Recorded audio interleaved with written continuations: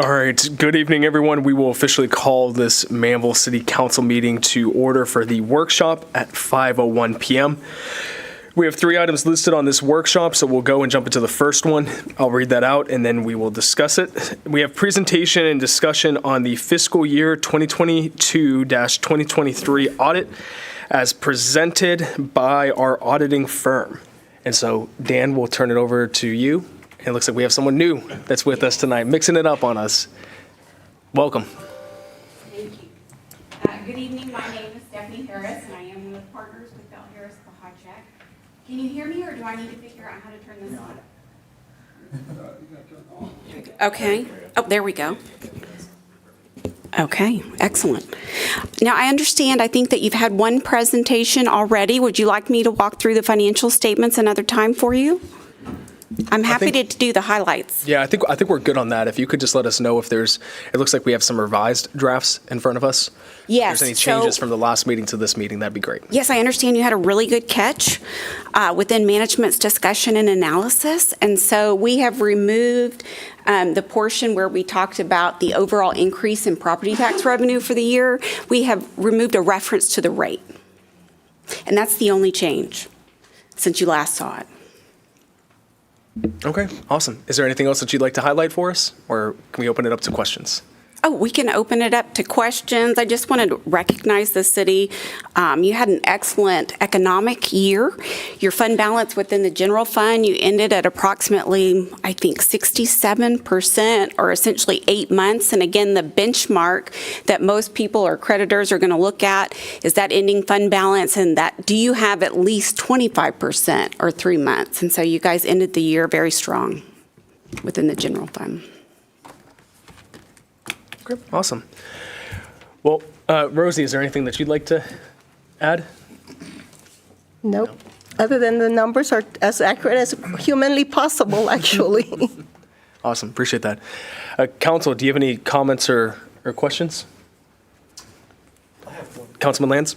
I've reviewed this numbers as much as I can understand. I do have a question. Can you tell us our percentage growth over the last year? Ooh. If you were to present a annual comprehensive financial report, which is different from the annual financial report, you end up with what we refer to as a statistical section, and it's got all this great trend data for the last 10 years. And that would be the best place to kind of look to answer something like that in terms of what did last year look like? What did we look like 3 years ago? You'd be able to see all of that in a schedule. I do not know off the top of my head, but I do know in comparison to prior year, if you kind of read through the management's discussion and analysis, there's a comparison there, and you guys continued to increase in comparison to fiscal year 2022. What you have to be careful of in looking at some of those numbers in the charts are that they're full accrual, and you guys budget on modified accrual. I'm sure you're looking at monthly reports on modified accrual, so some of those numbers will be different. Most of your revenue is going to stay the same, but your expenses would be different because we would expense depreciation. We would credit any capital outlay or principal. So it's better to focus on the fund level statements.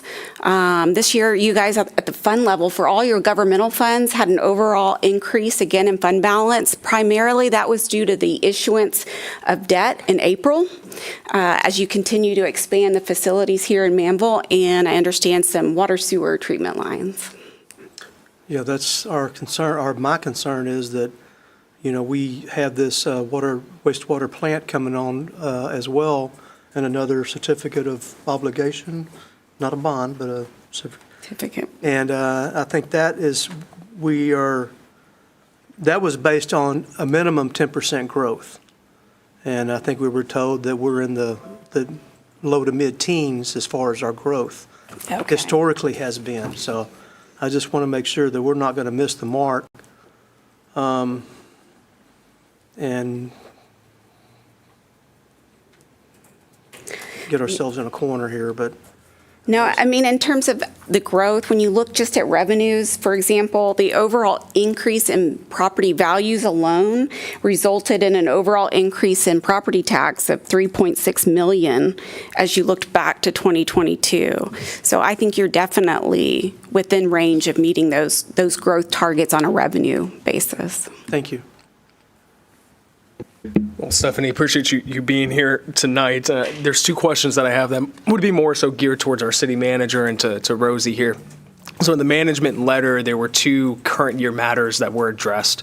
And I want to make sure that we have the proper safeguards to ensure that these don't happen again. One was that expenditures for library, parks, and recreation exceeded appropriations for fiscal year 22.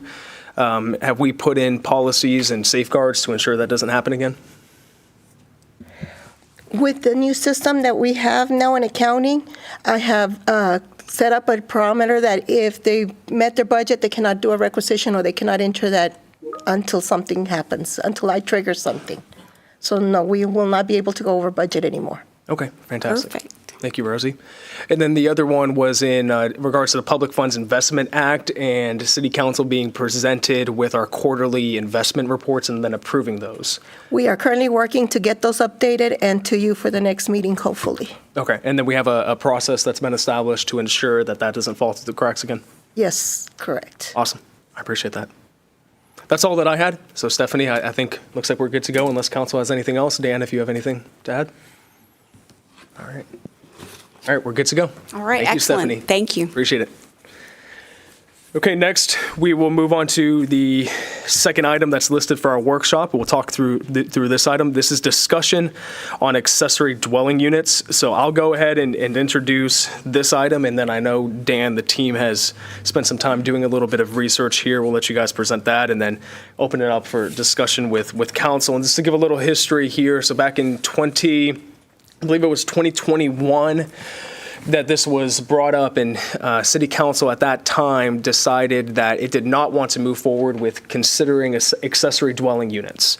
And that was in a 3-4 vote. 3 council members wanted to explore the possibility of allowing ADUs, but 4 council members did not. Well, 3 years has passed. We have new council members that are sitting up here, and we're in a lot different economic and societal times than we were even just three years ago.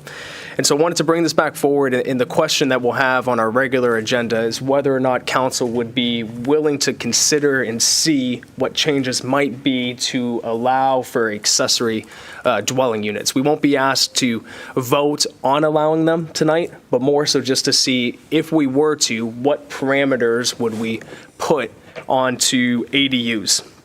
Because there's a few things to consider. One, the city currently allows, if my understanding is correct, allows guest quarters. Guest quarters can be attached or detached. They cannot be rented out, and they can't have a kitchen.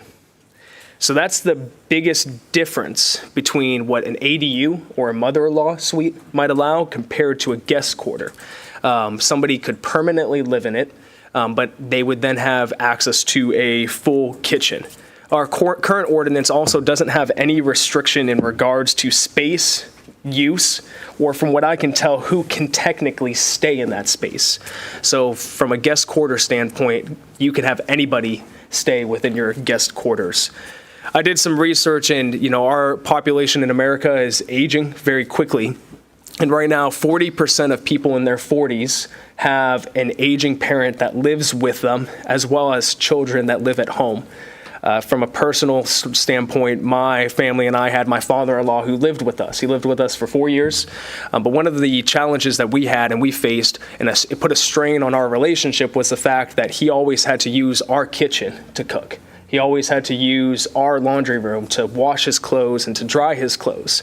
And so while he wanted some degree of independence, he also had to very much rely on us, and that put a strain on the relationship. Whereas if he could have had his own kitchen, or if he could have put in his own washer and dryer, it would have been something that would have benefited us, because we want to keep my parents and my wife's father close to home. And as we look at cities that have done this and that have done this well, I think there's ways that we can we can allow accessory dwelling units while also making sure that it doesn't become a multi-family situation, but really focus on it being a multi-generational living, where you can keep your parents close, you can keep your family members close, you can support one another, be there for one another, but not have to put your aging parent in a retirement home or in an apartment or somewhere off in the distance. And so I just wanted to see tonight if council would be open to you considering what requirements might look like for that, and then we'll have that conversation more. But I'd like to turn it over to Dan. I know that Elaine did a little bit of research and was able to find a few things, and we can talk about that as well. Thank you, Mayor. You started off with exactly where I was going to go. So our current ordinance, and I'll just kind of read it out loud so we're all on the same page. It is in your packet, but it's we don't have something called, we don't have anything references ADUs at the moment. We just have guest quarters. And what it says is that guest quarters means an attached or detached building or secondary living area of residential use that provides living quarters for guests of the occupants of the principal residence and contains no kitchen or cooking facility. So that's a pretty broad statement, no kitchen or cooking facility. So does that mean a toaster oven? I mean, there are a lot of convection ovens that are amazing now. You can cook almost anything. So was that the intent? That's number one, contains no kitchen or cooking facility. Number two, is clearly subordinate and incidental to the principal residence on the same building site. And number three, is not rented or leased, whether compensation be direct or indirect. So, yeah, I guess that's the fork in the road. Is council happy with the ordinance as written? And if not, now's a great time to start talking about how do we want to change that. And Elaine found a really great pamphlet from the city of San Marcos that's in your packet too. That they did a pretty involved campaign for their residents to go through and explain what ADUs could be in San Marcos. I also included San Antonio and Waco, I think, in there as well. And so we can have it as detailed as we want, or what's in there right now. If we just want to touch that up, we could probably get there pretty quickly, quite frankly. But on the enforcement side, and talking to our development services, it gets, and the police department too, as far as enforcement.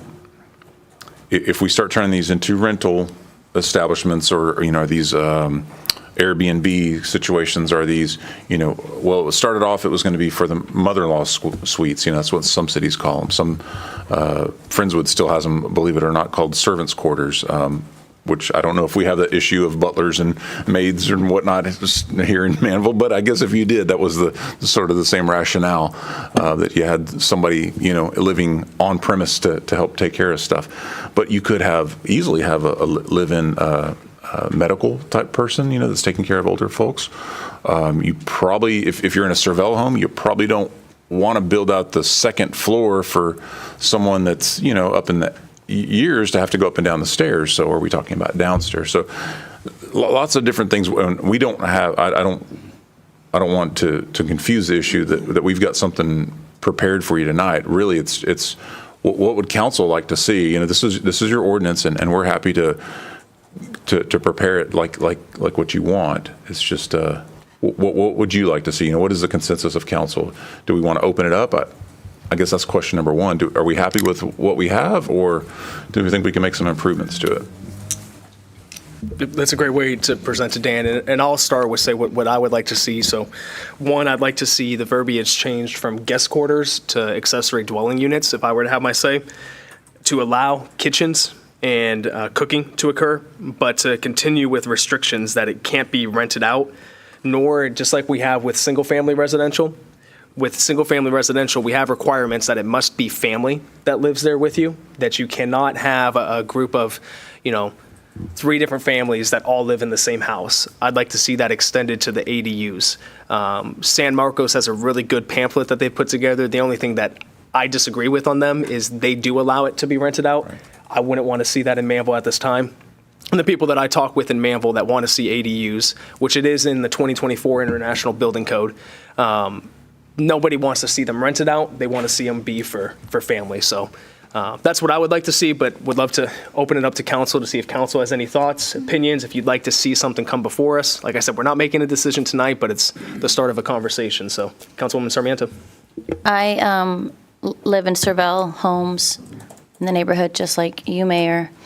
And that is one of the reasons, to my understanding, that it was built in that form was to allow for elderly parents to live close by, obviously going up and down the stairs. I don't know what shape you guys are in. My mother-in-law is 85, walks 2 miles a day, goes up there, cleans for us. It just depends on what the health is. However, I agree that I don't want Manvel to turn into what we're seeing in the city of Houston with Airbnbs and the crime rates go up. I will say that it's taxing on families. We have council members here that are taking care of elderly, family members. And even in my case, my daughter and her husband, when they were recently married, we offered it to them upstairs, but there's no cooking.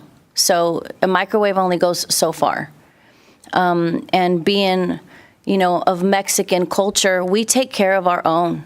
We bring them in. We try our best to not put family in nursing homes as much as possible. And I know a lot of families do that as well.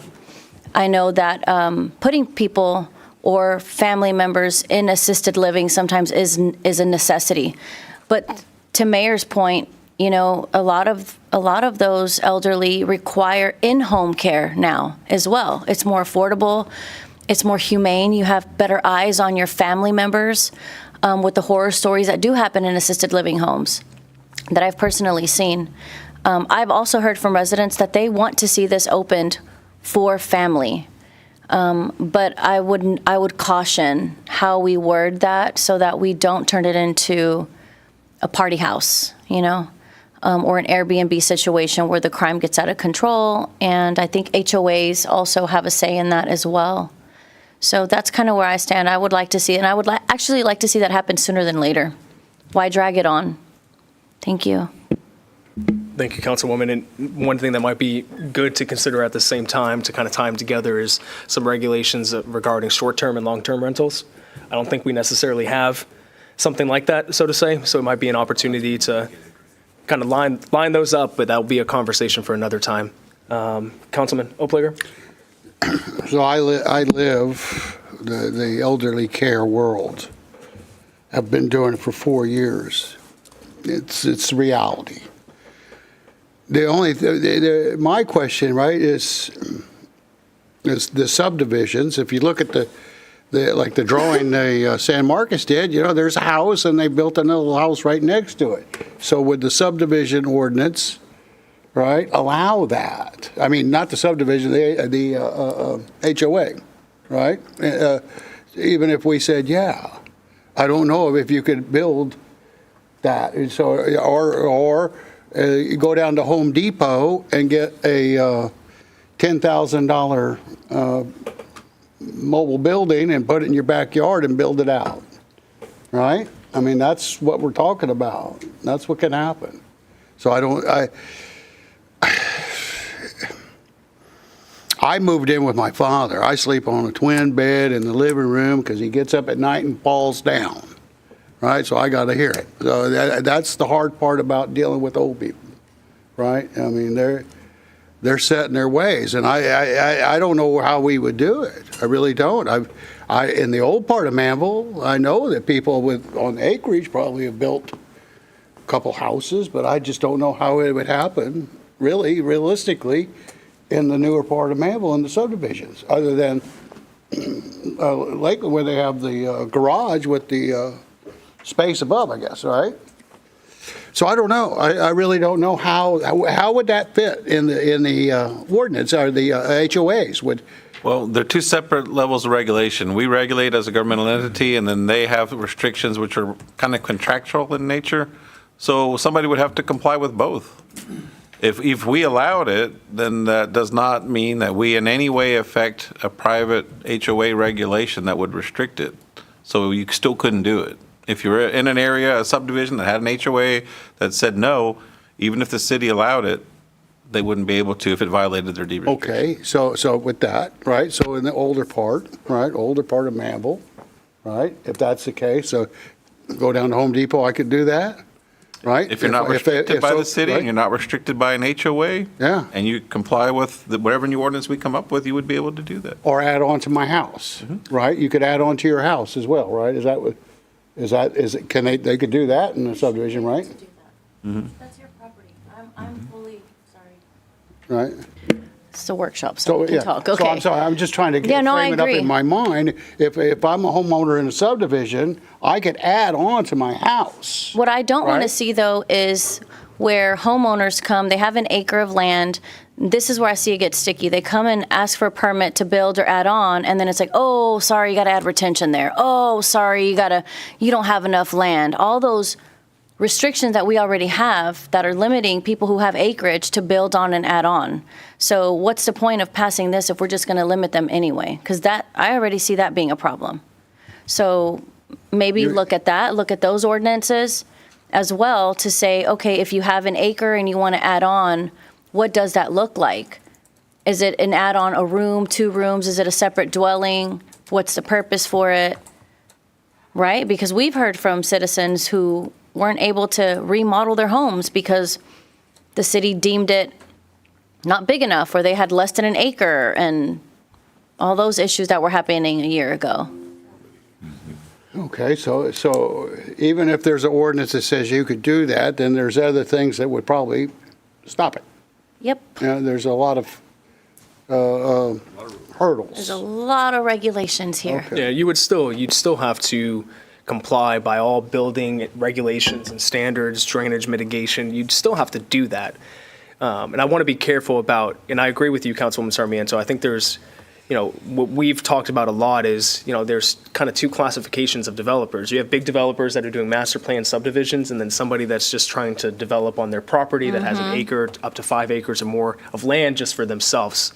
And so there's 2 things that are there, but to keep focused on the ADU side of things, Councilman Oplager, to speak to your point, you'd still have to get all the proper permits if you were to build or to add on to your home. You'd still have to, it's probably going to have its own water and wastewater, and if you're on the city's system, then you have to go through the city and get your permits.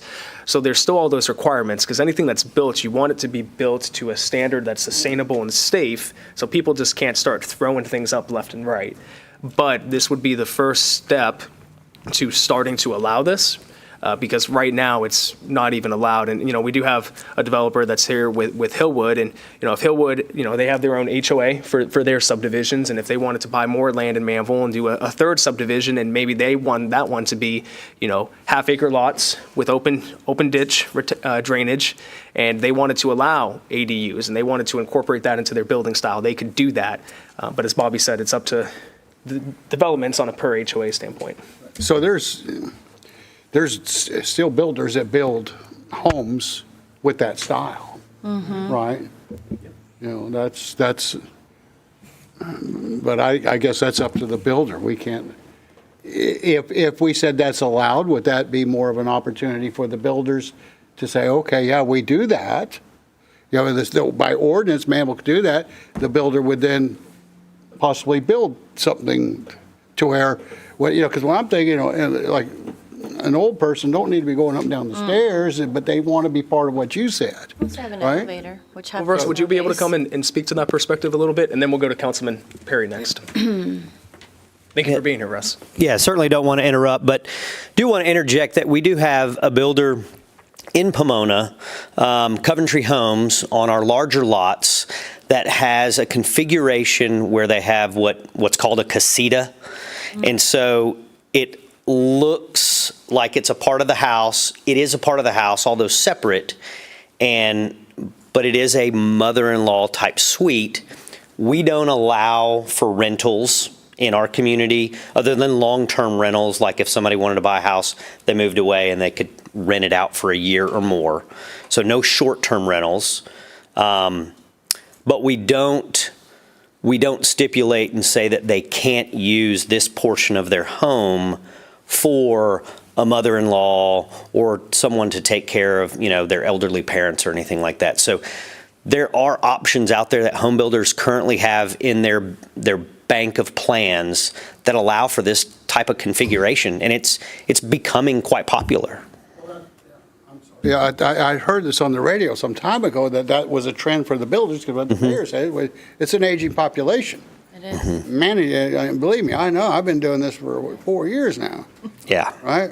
Pop's still with me, you Yeah. know, and it's an issue. It is. But Yep. but if the builders knew that was an opportunity, or do they just don't? They're still building it. It's growing in popularity, or is it flatline? Yeah, so I think it's an option. So Lennar has a home plan that they call it their next gen home plan, and it no kidding, it has a separate door. It's all under one roof. It has a little kitchenette. And it's designed exactly how you would think is someone can age in place, but they're not in a completely separate facility. They're not, 2-3 miles down the road. They're there with the family. So they can live an independent sort of lifestyle, but yet be next to and adjacent to their family. I don't know that we're seeing a huge growing trend of it. I think because it's an option on some of these floor plans, I think people get the opportunity to select that option or not select that option. It kind of depends on people's situation. And so we've seen a few of them build it in Pomona. We'll probably see a little bit of that in Valencia, if allowed, right? And it's something that is a trend because people want to take care of their parents and want them nearby to grow up near family. So. Okay, so like you said, if allowed. So by right now, what he's saying, a builder couldn't do that in Manvel. Not in Right? Not in the Manvel city limits. Right now. Right, yeah, not in, let's say Valencia, right? Yeah, not in Valencia. Yes, sir. But if we change the ordinance to reflect that, they could. Yes, sir. I see. Okay. Again, if their deed restrictions allow for it. That's right, yeah, and the way our deed restrictions are set up, very similar to what you said, we don't want this to become an Airbnb community. We don't want this necessarily to be set up for another set of rental property right there so people can, have a bunch of people living there. But it is something where, as we start to consider a very diverse population, not only diverse in cultural aspects, but diverse in the way people want to take care of their family. There's an opportunity there if allowed. And again, you don't have to do it, right? But if it's an option, I think it's something that people would want to explore. Yeah. Okay. So I'll add mine in as well. So I've also had a situation where my mother had an accident and an injury, and so we had to move her into our home for years to help take care of her. And I, too, come from a culture that is very reluctant to place their family members or elders in facilities. But so my point in what we're discussing opening up, I hear two primary things. One, we already have the guest quarters ordinance in place, but now we're talking about the issue of a cooking facility and then adjusting the name from guest quarters to accessory, am I saying that correctly? Accessory dwelling units? I mean, that's what we're discussing to open up for discussion. Sure. Well, one of two things: either creating the new ADU as its own definition and leaving guest quarters as is, or as the mayor suggested, maybe we just change it and call this one ADUs. But either way, yes, sir. That you're And also, I think you answered my question with Harry. So I'm familiar with the builder, with the homes, with the kitchenettes. So as it is now, that couldn't happen anywhere in Manvel. in the city limits of Manvel. Yes, In the sir, city that's- limit, yeah, It could happen in the ETJ, perhaps. Got it. What I'll add to that, Councilman Perry, is if you take a look at the San Marcos pamphlet, they have a really good outline, such as setbacks for ADUs, maximum impervious cover. They have sizing restrictions, height restrictions, the average grade as well. What permits do they need? How do they apply? It's a really good pamphlet to if a builder's interested or a resident that has 3 acres that wants to build, if they're interested, here you go. Here's what you need. If you're interested, these are the steps to follow. So right now, there's not even any parameters around. If I wanted to build a desk, let's say I had 3 acres. I have a 1,500 square foot home, and if I wanted to build a guest quarter that was just as big as my current home, I probably could, as long as I followed all city standards regarding detention, impervious coverage, et cetera. So defining that as well, I think, is something that's needed here that's not currently in place. I have a question. Well, Councilman Perry, anything else? For you? You're good to go? Okay. That was, and you did bring up something that was at the back of my mind. What's going to be the standard for those who do have the space and are not within a developed community, so. Do we have any other questions for Russ, or can we have him take a seat? Do we have any other questions for Russ, or? no. Okay, all right, thank you, Russ, appreciate you. All right, Councilwoman Sarmiento. So, am I on? I'm on. Okay. So what's coming to my mind as I'm hearing us just kind of bring up these topics, what would be those hard no's that are red flags of why we wouldn't want this? What are the things that this ordinance was trying to avoid when it was written in this manner? If we can talk about what we don't want to happen is Airbnb crime, right? We don't want 10 families living in one crime operation, things like that. Okay, fine. But I think that weighing the positive, but also understanding what is it we're trying to avoid so we can make an educated decision on what we want to do and not just look at the butterfly side of it, right? The pretty side. Yeah, so I think you hit the nail on the head. So, and I wasn't here, or at least I wasn't involved in the discussion, but it usually goes back to zoning in the sense that most of the areas that we're talking about are single-family residential zoned, right? Even if it's open, single-family residential zones. So that would lead you to believe that they want a single family. Now, whether that's an extended family or expanded family or whatever, then that's one thing. But yeah, I think the goal there is to not have multiple different families living on one tract of land. That's the overarching goal. So I don't hear us talking about that as a something we want to go towards. So that makes it a little bit easier. I'm sure that's one of the concerns.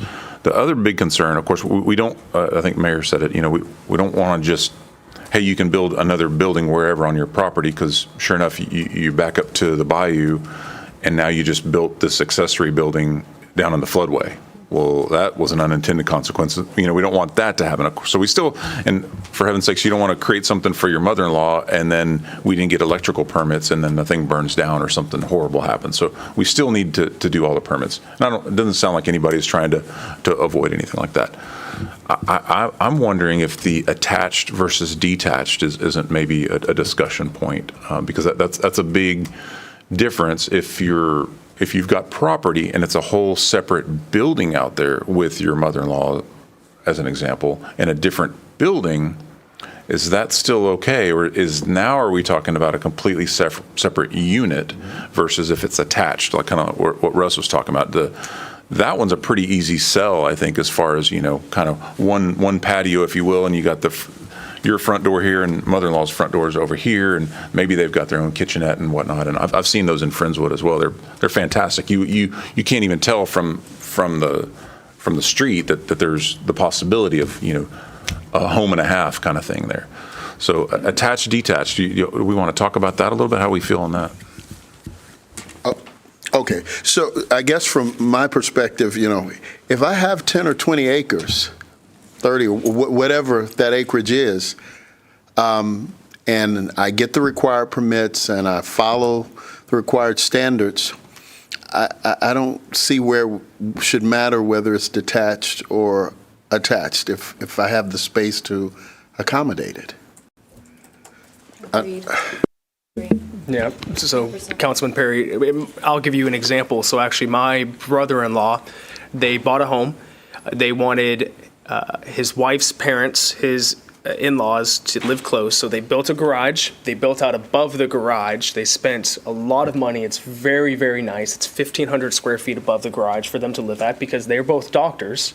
And so the parents, his in-laws, watch his kid during the day.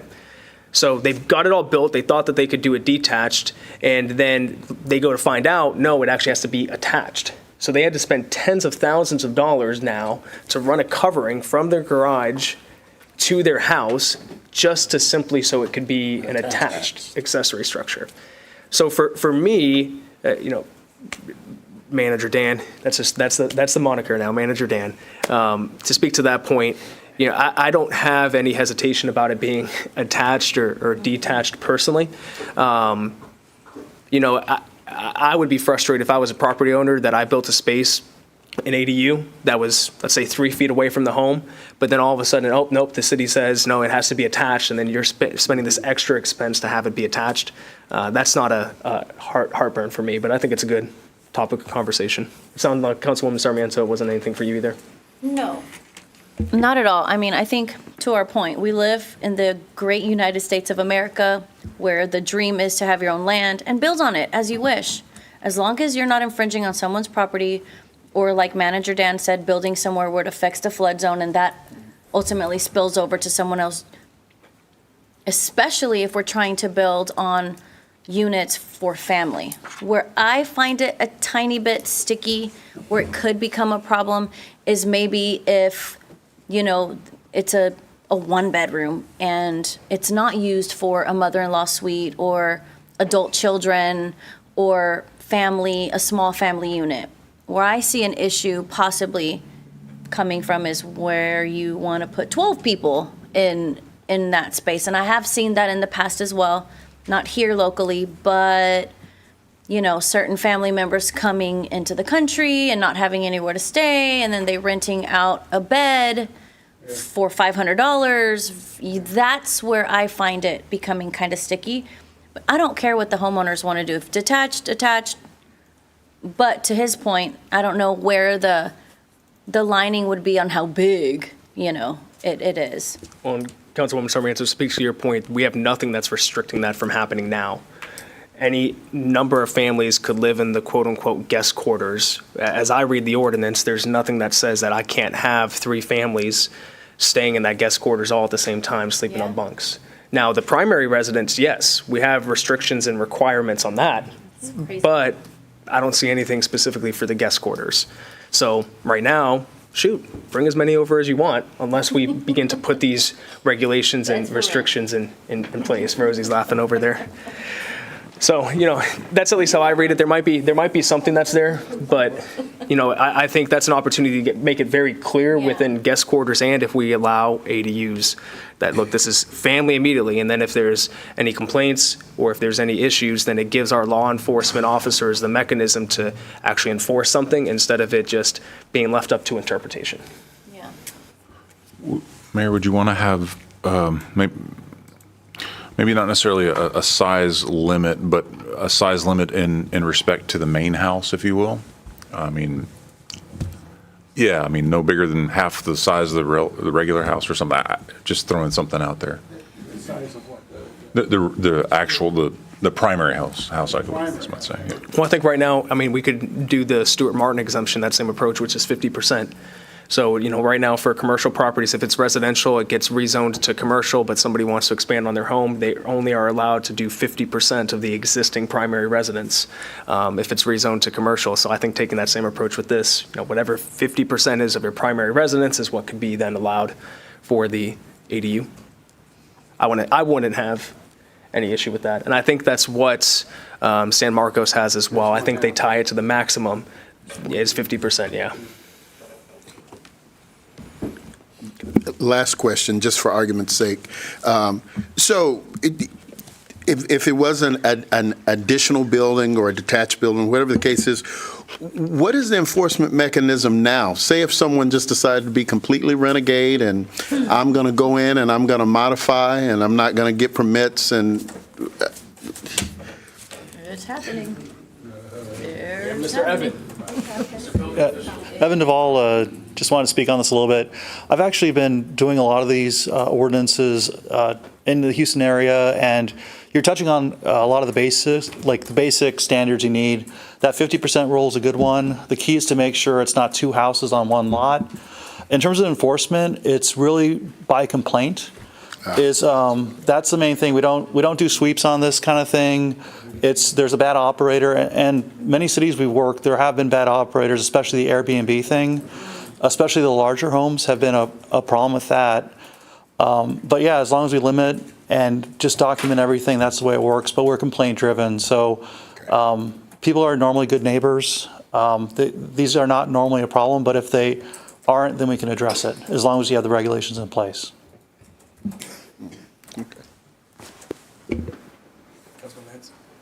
I would like to see us further this discussion and the possibilities of it. However, my main concern is how do you control it? You know, that's, so if we looked at possibly things like, you know, we do limit it to family. But even if we limit it to family, we still limit it to number of families. We're not going to have 15 family members. They're all family, but no, there's got to be a limit to the number of families that can be there. Some of these samples we have, one of them, I think it was maybe the San Marcos one, talked about it's okay to have separate, no, it is the San Antonio one. It's okay to have separate utility meters. I'm against that. I think that ought to be on the same utility meter. I think that's just kind of a deterrent for subletting. The number of bedrooms. San Antonio is, there's no limit on the number of bedrooms. San Marcos, they allowed one bedroom. So I think that's a good point to look at, limiting the, how many beds you can put in it.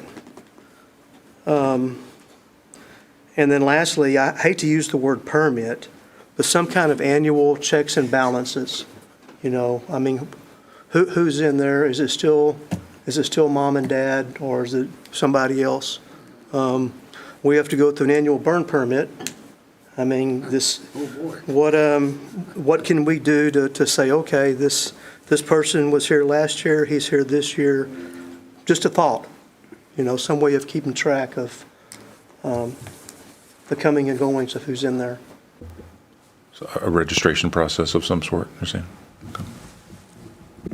Yeah, that's a good point, Councilman Lance, because I know with some of the STR regulations that other cities have considered that there's an annual registration process that might need to happen with that. So it seems like, for the sake of time here, guys, it seems like council is open to seeing what something might look like, and then we'll have more of a robust discussion then once we have something tangible in front of us. Is that council good with that? Yeah, we need to discuss it definitely. Yep. So, if I may, so what exactly are we requesting from Manager Dan and staff? To bring to us a new definition and opening it up, or just a proposal and then we vote on it? Or What discuss would your it? takeaway be from Yes, this so conversation? we could do one of two things. I mean, it could be a fairly straightforward ordinance. I mean, we could come up with a bulletized, you know, list of here's what we captured. Are we good with these parameters? If so, we'll convert this into an ordinance. Or if we know this was what we want, we can just go straight to the ordinance and, you know, just mark through that. We can go either route. Do we know what the consequences or fines are today for those who are in violation of that as of now? It's probably the standard $2,000. $2,000. Yeah, $2,000 a day. $2,000 a day. Yes, ma'am. Interesting. So You have a list? would it be? No, I don't. Just kidding.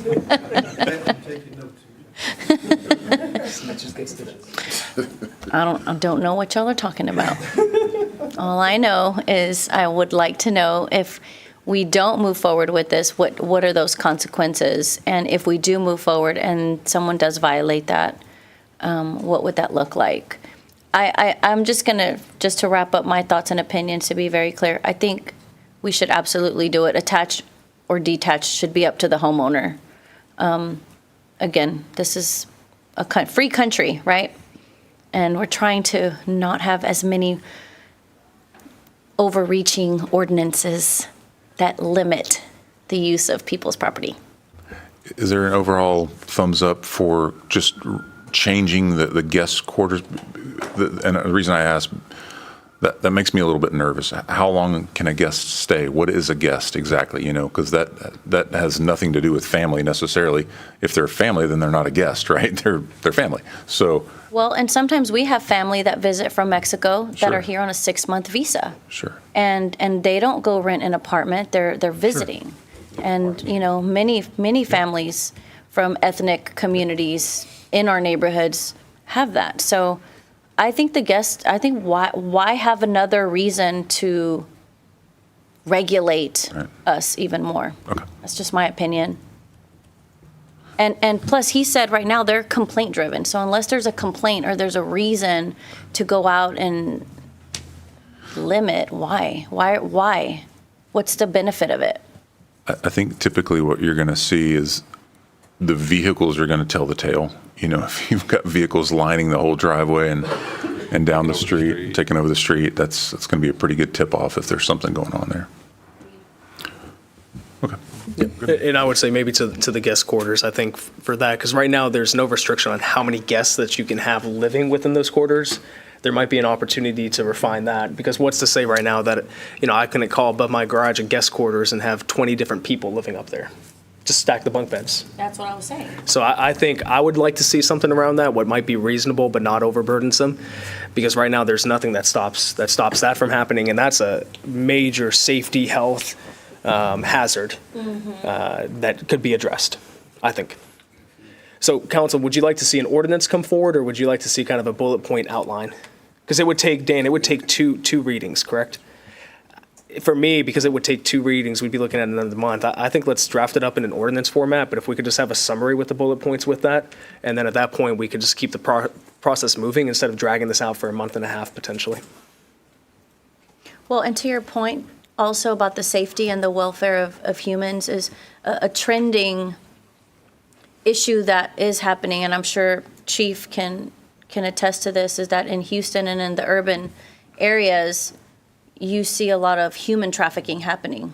So if we allow, I'm not saying we have that here in Manvel, but that would be something you want to avoid, right? Those are those safety concerns that we have to really focus on. And Mayor, just to point out, PD&Z is going to have to make a recommendation, so I don't know if you want to let them do a little workshopping or brainstorming, or if you want to give them the bullet points to consider when they're doing it. That might be a reason to get to the bullet points first, to kind of have a basic skeleton, a framework of what council wants, then let PD&Z work on the details maybe and come back with the ordinance, because that's going to have to go through them anyway. Yeah, I think that's a good approach, and yeah, that works. Good point, Bobby.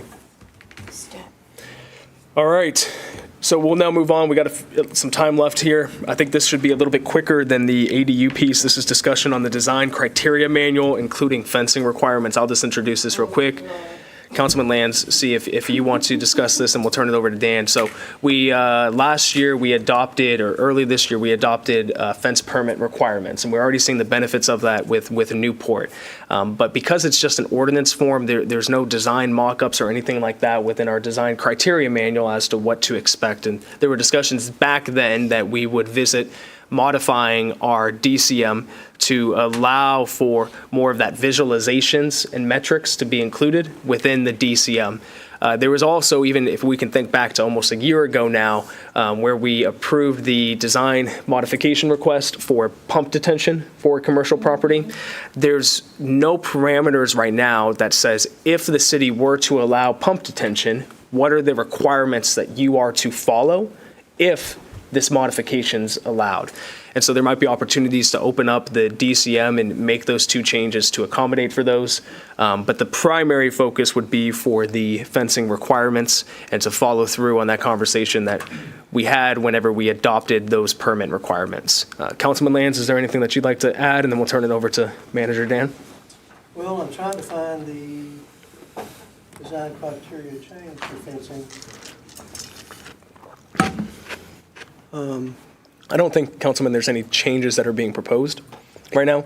It's just like with the ADUs, seeing if council is willing to consider changes to the DCM, and if so, what would we want to see? And then that would give staff the direction that they need in order to bring something back to us. I thought we already passed that. We passed ordinance permit requirements, but there was nothing that was passed that modified the DCM in order to account for that. Dan, if you can speak to that. Sure. So roughly on an annual basis, we update the design criteria manual. And we've been doing that since 2008. Some years we've done it twice in a year. Some years we were able to skip. So it's that time. I would try and do it in April if we can. So these are 2 components that we know that we want to update. I think the fire marshal has some items that they want to update. Some things that actually are now in conflict between the design criteria manual and in the fire code, I guess it is. So anyway, it's that time. So the reason it's on your workshop tonight is just, is there anything else out there that you've heard or that, in your dealings with folks that, hey, let's capture that in the design criteria manual as well while we're doing our annual update? Pump detention.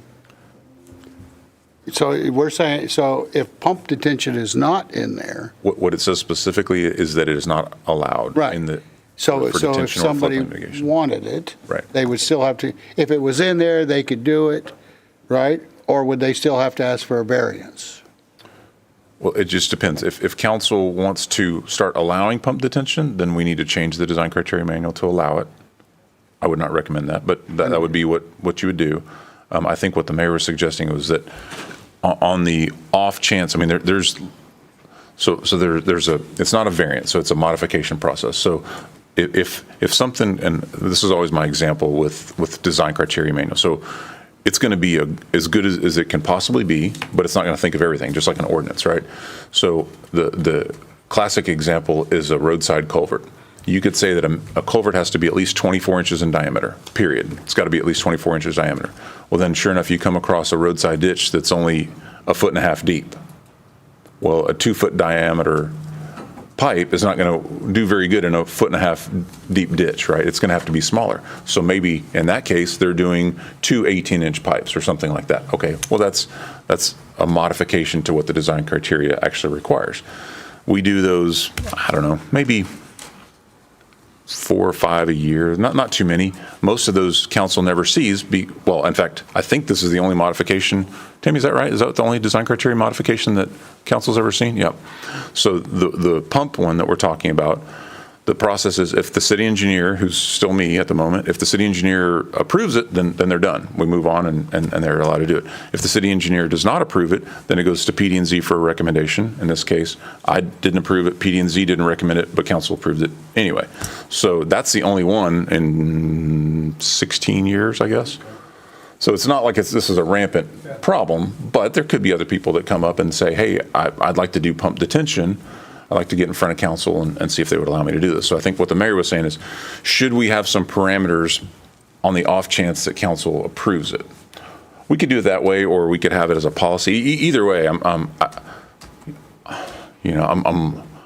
cautious about putting it in there, because then it almost seems like then we're allowing it again. I know that's not what we're saying. I guess the question is we're happy with what it is, right? You don't know what you don't know of what you want in there, other than like with the fence, right? But as things come along, you want to update it. But off the top of my head, I can't think of anything other than that. Yeah, that's absolutely fine. The Sure. pump detention that were the one variance that we gave. Right. Right. And so. And most of these requests are going to come from staff, quite frankly. I mean, I've already distributed the manual to all the department heads. And hey, was there anything that we need to clean up this year? Did you find a typo? Did you find something outdated? Is this not practical anymore? So this isn't on y'all by any means, but this was kind of a different way, a different approach, just to see if y'all wanted to have any input on it.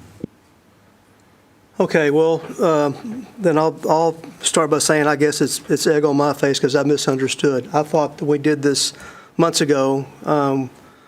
We added the fencing verbiage to the ordinance, and then it was supposed to go to the design criteria manual, which I thought that's what we're talking about tonight. So now we're trying to get permission to go to the design criteria manual. Is that correct? What we're looking for tonight, Councilman Lands, is one, fencing requirements needs to be in the DCM to align with our ordinance. It needs to be there.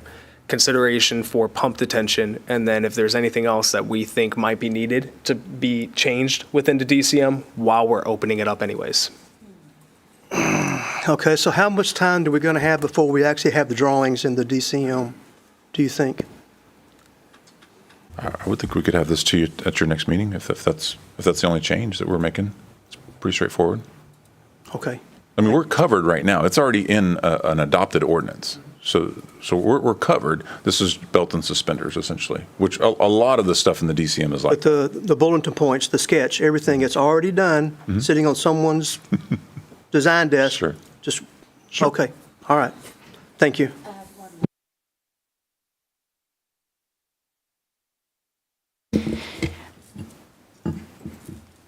you guys remind me why the city went back on pump detention when it was allowed at one given point in time, and why it's such a taboo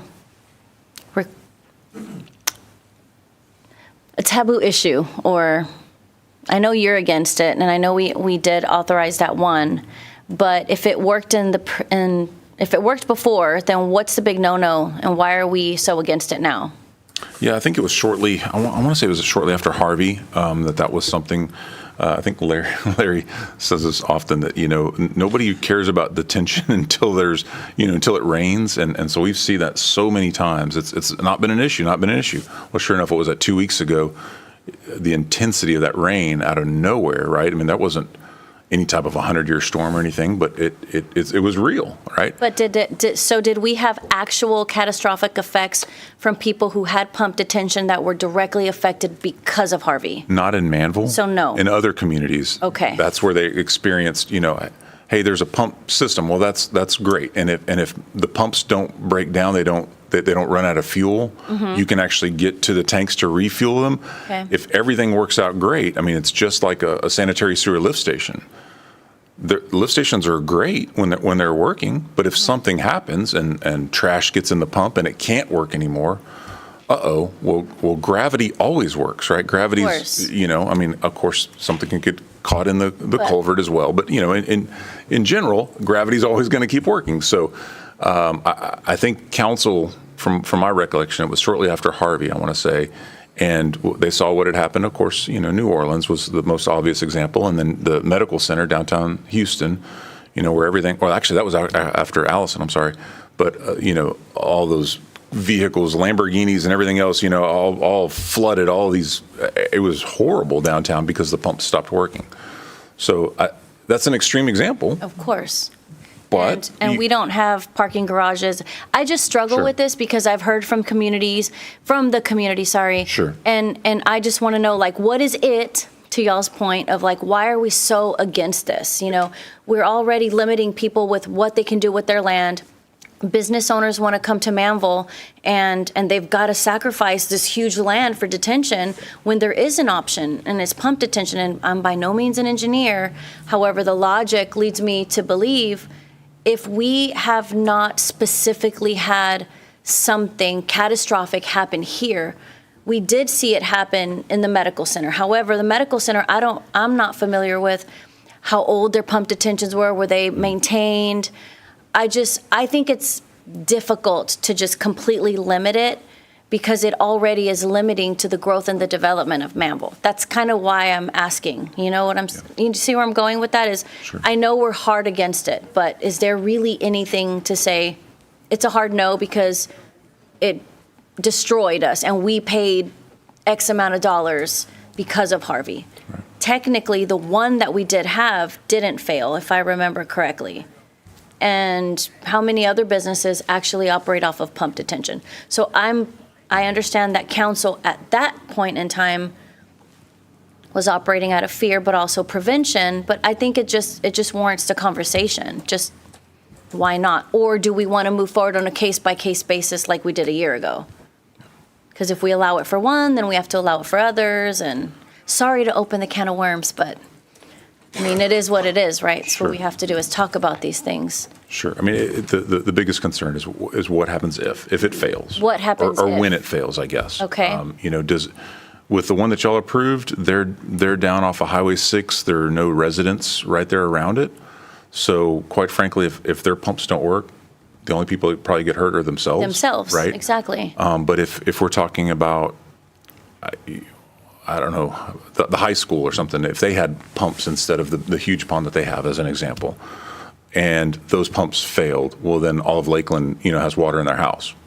That's catastrophic. That would be bad, right? So that's an extreme example, but I mean, that's what could happen, I suppose. So I'm just a proponent because you've got it. It's a difficult thing. People know that we're conservative with our flood damage prevention order. No, and I get it. And drainage is a big deal. Yeah. I understand Highway 6 floods. I understand that.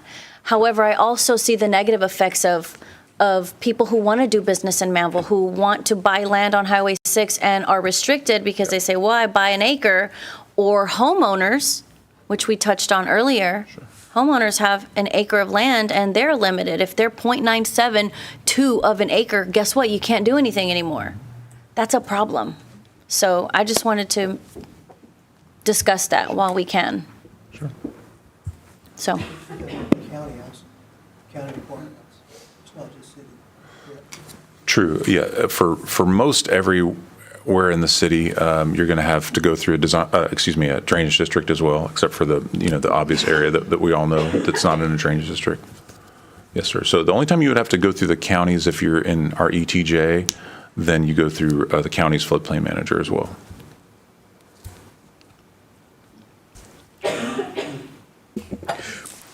So just speaking to the can of worms she opened. sorry. No. So in the engineering community, are there standardized formulas for making risk assessments, based upon the amount of land and the amount of water and the distances? Are there standardized formulas that can be utilized to make a risk assessment as to where, say, pump detention might go and the surrounding area? And it may not be. I'm just always curious as to whether there is when we talk about risk assessment. Not that I'm aware of. There could be. I mean, I guess it would be what parameters are most important to y'all. Hey, we're okay with it as long as there's not a resident within X number of feet or something, or we're okay with it if you've got, the drainage districts do have requirements for backup generators and those kind of things, and they don't allow you to do 100% pump detention. It's only a portion of it, and it varies from drainage district to drainage district. But I think we'd have to come up with those, but it's certainly doable. Yes, sir. So where I think, council, where we leave this right now is I know that we have some changes, fence changes, some fire marshal changes potentially for the DCM, and let's move forward with those, and then let's have an additional conversation in the future meeting specifically around pump detention.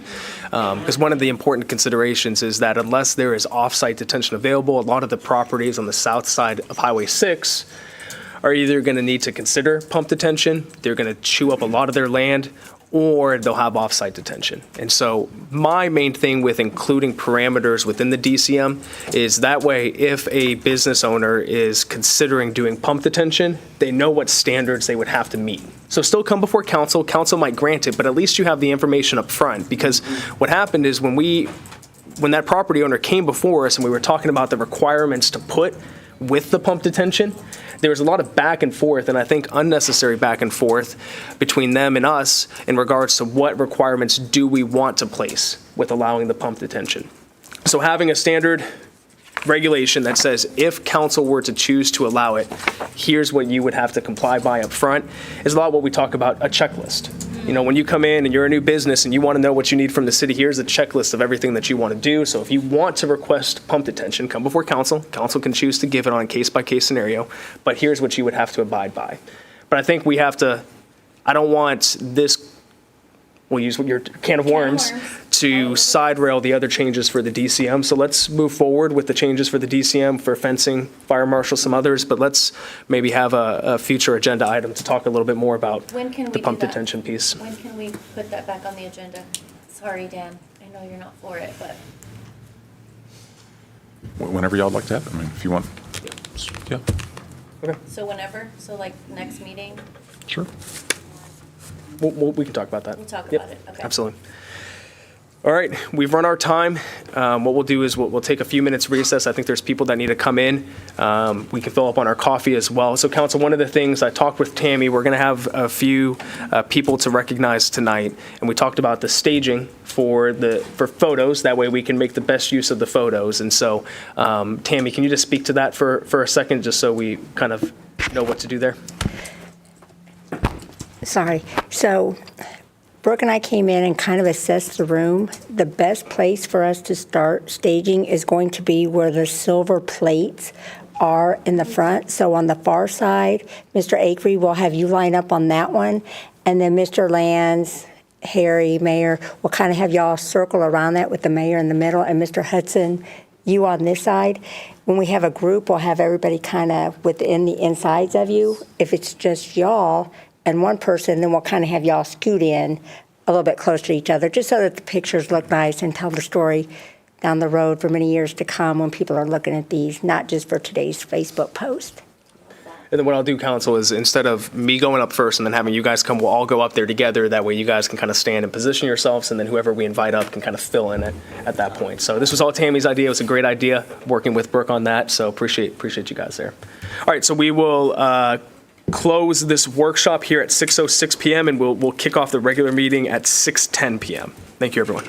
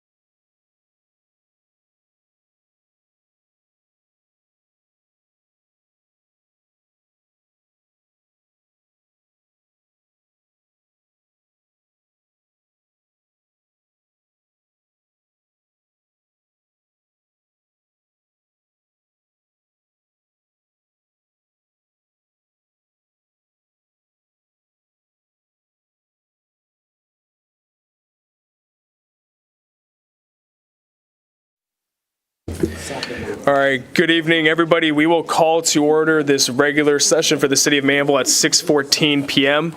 We have 7 of 7 council members present, and we're going to start with the invocation. And I've asked Councilman David Lance to lead us in the invocation tonight. I'd reached out to 3 pastors. All 3 pastors weren't able to make it, so at least we have the next 3 meetings lined up with pastors that are going to pray. But Councilman Lance, if you could please lead us in the prayer tonight.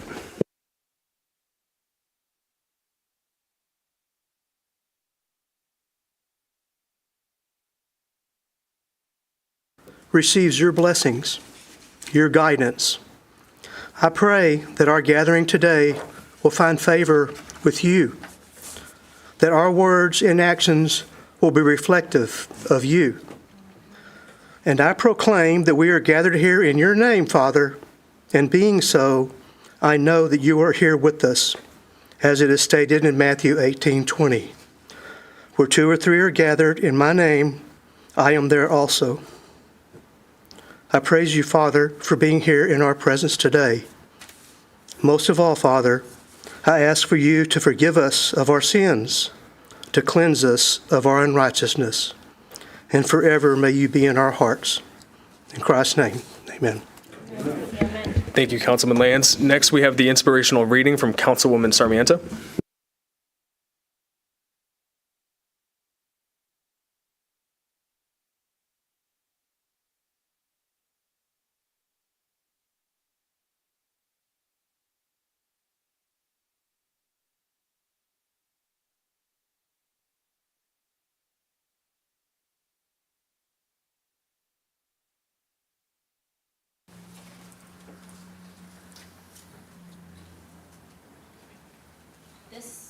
Thank you guys for your patience.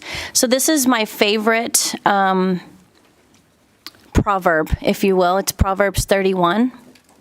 And if you know what Proverbs 31 is, it speaks about the woman in the Bible. And I strive, although as a woman I try to teach my 4 daughters how to be as close to Christ as we can be, although we fail. And as political servants, sometimes people look to us to be perfect, and we are not, but we strive to be as close as we can to our Creator. And so I'll start by reading Proverbs 10. An excellent woman, one who is spiritual, capable, intelligent, and virtuous. Who is he can find her? Who is he who can find her? Her value is more precious than jewels, and her worth is far above rubies and pearls. The heart of her husband trusts in her with secure confidence, and he will have no lack of gain. She comforts, encourages, and does him only good and not evil all the days of her life. She looks for wool and flax and works with willing hands and delight. She is like the merchant ships, abounding with treasure. She brings her house food from afar. She rises also while it is still night and gives food to her household. She assigns tasks to her maids. She considers a field before she buys it or accepts it, expanding her business prudently. With her profits, she plants fruitful vines in her vineyard. She equips herself with strength, spiritual, mental, and physical fitness for her God-given task, and she makes her arms strong. She sees that her gain is good. Her lamp does not go out, but it burns continually through the night. She is prepared for whatever lies ahead. She stretches out her hands to the distaff, and her hands hold the spindle as it spins wool into the thread for clothing. She opens and extends her hand to the poor. She reaches out her filled hands to the needy. She does not fear the snow for her household, for all in her household are clothed. She makes for herself coverlets, cushions, and rugs of tapestry. Her clothing is linen, pure and fine and purple. Her husband is known in the city gates. When he sits among the elders of the land, she makes fine linen garments and sells them and supplies sashes to the merchants. Strength and dignity are her clothing, and her position is strong and secure. And she smiles at the future, knowing that she and her family are prepared. She opens her mouth in skillful and godly wisdom, and the teaching of kindness is on her tongue, giving counsel and instruction. Proverbs 31. Thank you, Councilwoman. If everybody would please join me in standing and saying the pledges. First, to the U.S. flag, I pledge allegiance To the flag of the United States of America and to the republic for which it stands, one nation, under God, indivisible, with liberty and justice for all. and to the Texas flag, honor the Texas flag. Flag. I pledge allegiance to thee, Texas, one state, under God, one and indivisible. Thank you, everyone. So next, we have a few presentations, proclamations, and certificates. I think that's why we have a full crowd tonight, not because you guys are coming for the city council meeting, but you guys are coming for the proclamations and certificates. So I'll read out the first two that we have here first, and then we'll do National Public Safety Telecommunicators Week. So the first one is going to be for Fair Housing Month. And it reads, whereas the Department of Housing and Urban Development has initiated the sponsorship of activities during the month of April of each year, designed to reinforce the department's commitment to the concept of fair housing. And whereas the City of Manvel supports equal access to all Americans to home ownership opportunities, and whereas the City of Manvel supports equal housing for all of our citizens without regard to race, color, religion, sex, disability, or national origin, and whereas the City of Manvel supports programs that will educate the public concerning their rights to fair housing opportunities, and whereas the City of Manvel is honored to join the federal government, the state of Texas, and local jurisdictions across America in celebrating the rich diversity of our people to live where they choose. Now, therefore, be it resolved, I, Dan Davis, Mayor of the City of Manvel, do hereby proclaim April as Fair Housing Month. And then it says the date and my signature, and that wraps up that proclamation. We will now do the proclamation for National Child Abuse Prevention Month. And do we have anybody that is here to speak on behalf of that tonight?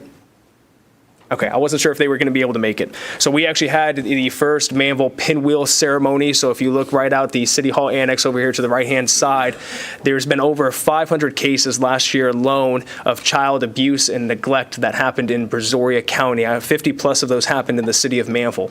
And so we've partnered with the Brazoria County Alliance for Children to recognize that and bring attention to that, and also to thank our hardworking law enforcement officers and advocates and nonprofits and judicial system for working on that and doing their best to take care of our children. So I had the opportunity to speak, as well as Captain Alvarado came and spoke as well. Appreciate everybody that was in attendance.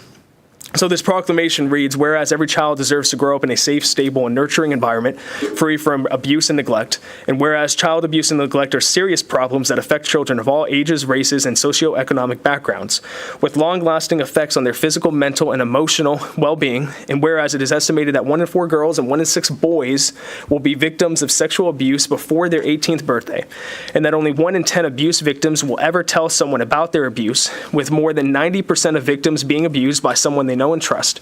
And whereas the national call to action states that the rate of child abuse is 10 times the rate of cancer, highlighting the urgent need for continued efforts to protect our children. And whereas during National Child Abuse Prevention Month, we renew our commitment to preventing child abuse and neglect and supporting families in our communities. Now, therefore, I, Dan Davis, by the virtue of the authority vested in me as the mayor of the City of Manvel, Texas, do hereby proclaim April 2024 as National Child Abuse Prevention Month in the City of Manvel, Texas, and call upon all citizens to join in efforts to prevent child abuse and neglect, support families in crisis, and promote the well-being of all children. I urge all citizens to learn the signs of child abuse and neglect, report suspected abuse or neglect, and support organizations and programs that work to prevent child abuse and support families in need. So next, we will have the proclamation for National Public Safety Telecommunicators Week, and we have a few people that are here tonight. So council, we're going to try this first staging of a photo. So if you guys will please join me around front, Councilman Acree, Mayor Pro Tem Hudson, we're going to rely on you guys to anchor the sides there. And so we'll go around front, we'll take photos, and then we'll do the other presentations as well. And if you're here tonight, if you're one of our telecommunicators, if you guys could please come forward and join us up front as well. We'd love to recognize you and thank you for all that you do.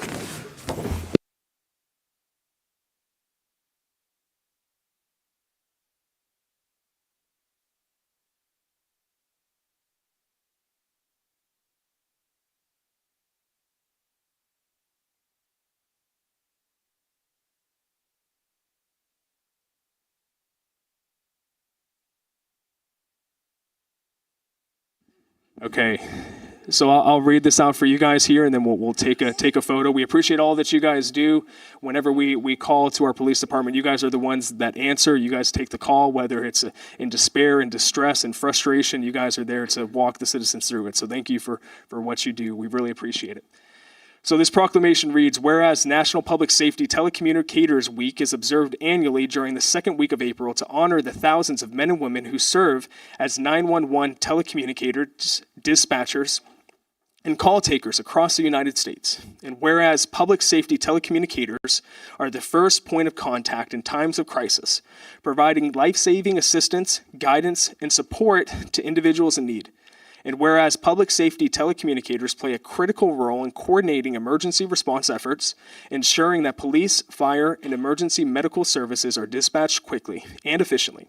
And whereas public safety telecommunicators work tirelessly and selflessly, often under stressful and demanding conditions to ensure the public safety and well-being of our communities. And whereas during National Public Safety Telecommunicators Week, we recognize and express our gratitude to these dedicated professionals for their unwavering commitment to public safety and their invaluable contributions to our community.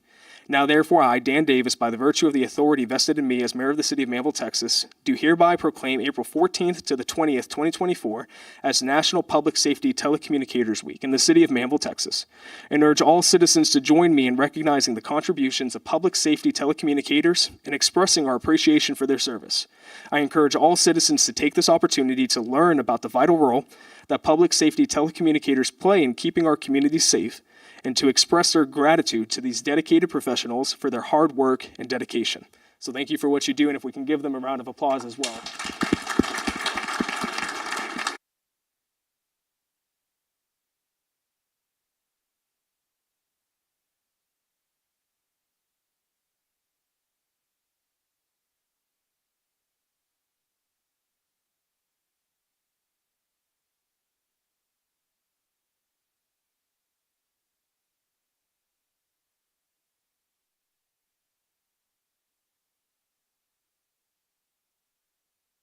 Real quick, I heard that we have somebody's birthday today. Whose birthday is it? Oh, it's your birthday. All right, so we're going to all sing happy birthday, okay? On the count of three. 1, 2, 3.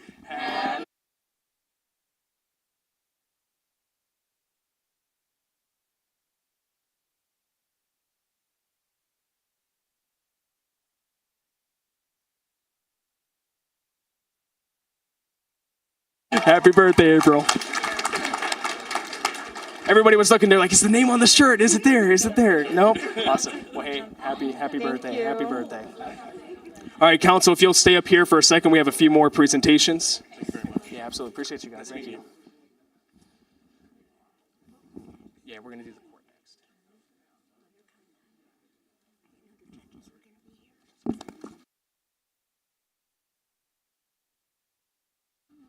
All right. Jerome, I can have you hold these for me. So next, we have a presentation for our Manvel Teen Court. For those who do not know, Manvel Teen Court is a court system that is run by teens for teens. And so we had some of our senior attorneys that actually went up to Dallas, and they competed in a competition with how many other teen courts were there? From all around Texas, and our teen court is the only one here in Brazoria County. And they went up there and they rocked it. They came away with first place in the competition. And so we are very excited for them. They're here tonight. We're going to have each of them come forward, and we have a presentation, a certificate recognizing all of their work. And then we will all take a photo together. So as I call your name, we'll have you come forward. If you can shake all of our hands, and we'll give you this certificate, and then we'll take a photo here. So the first one that we have is for Nevaeh Valdez. Congratulations.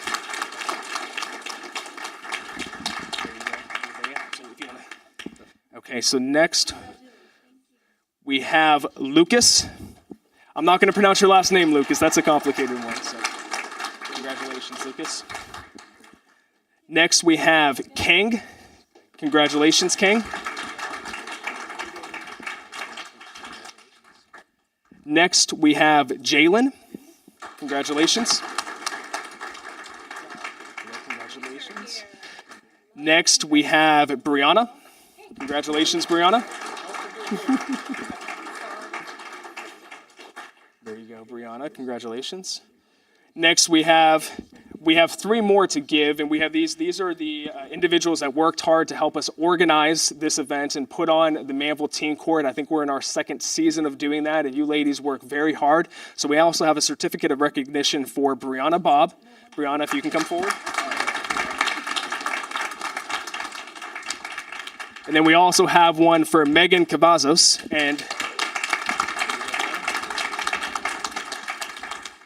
and then Megan's daughter Piper was also a part of the team, but she was not able to be here tonight.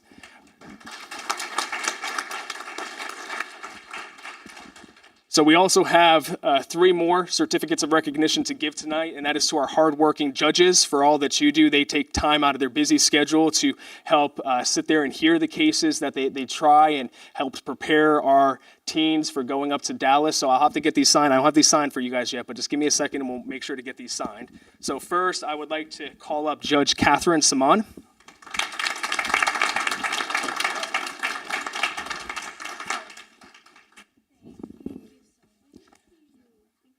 So much. Next, we have Judge Saeed Imam.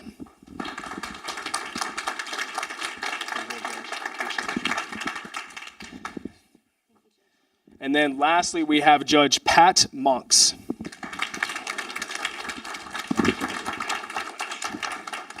So you 3 judges just stay around. I'll get those signed real quick. And then for the photo, we're all going to squeeze in here for the photo. We're going to make sure to make Tammy and Brooke happy. And then Sergeant Peters, you're going to come join us for this photo as well. So Sergeant Peters was always the officer that answered questions, that answered the hard-hitting questions from our attorney, and it wouldn't be possible without Sergeant Peters.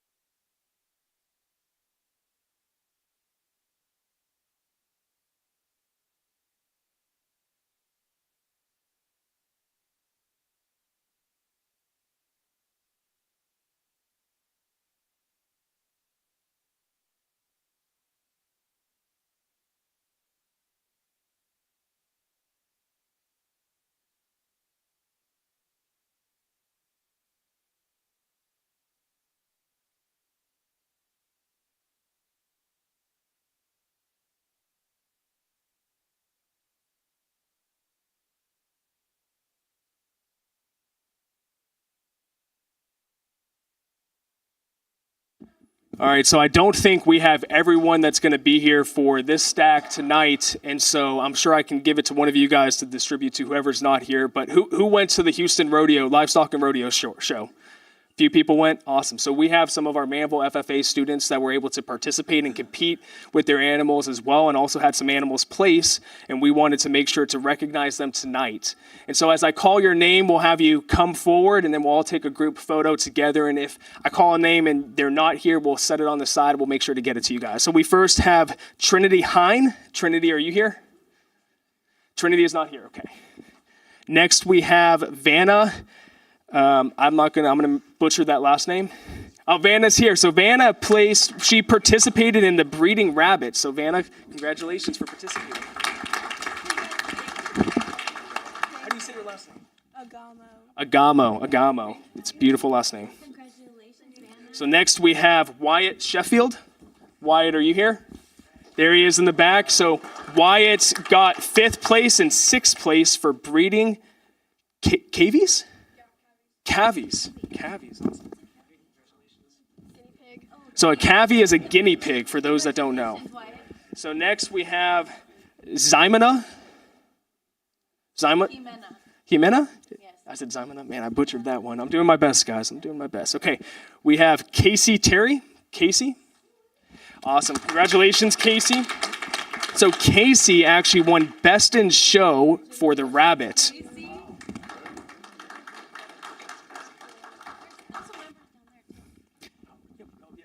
Numbers right there as well, guys. Next, we have Kaylee Hadnot. Not here. All right. Bree, we probably should have had you review these before, but it's all good. We have Liliana Salinas.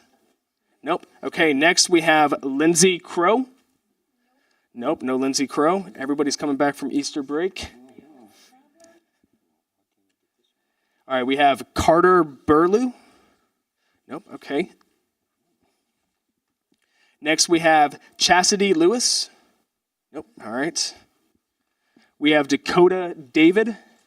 Nope. All right, well, I'll read off what they placed just for this. So Dakota got 3rd place in breeding rabbit. We have Sydney Garza.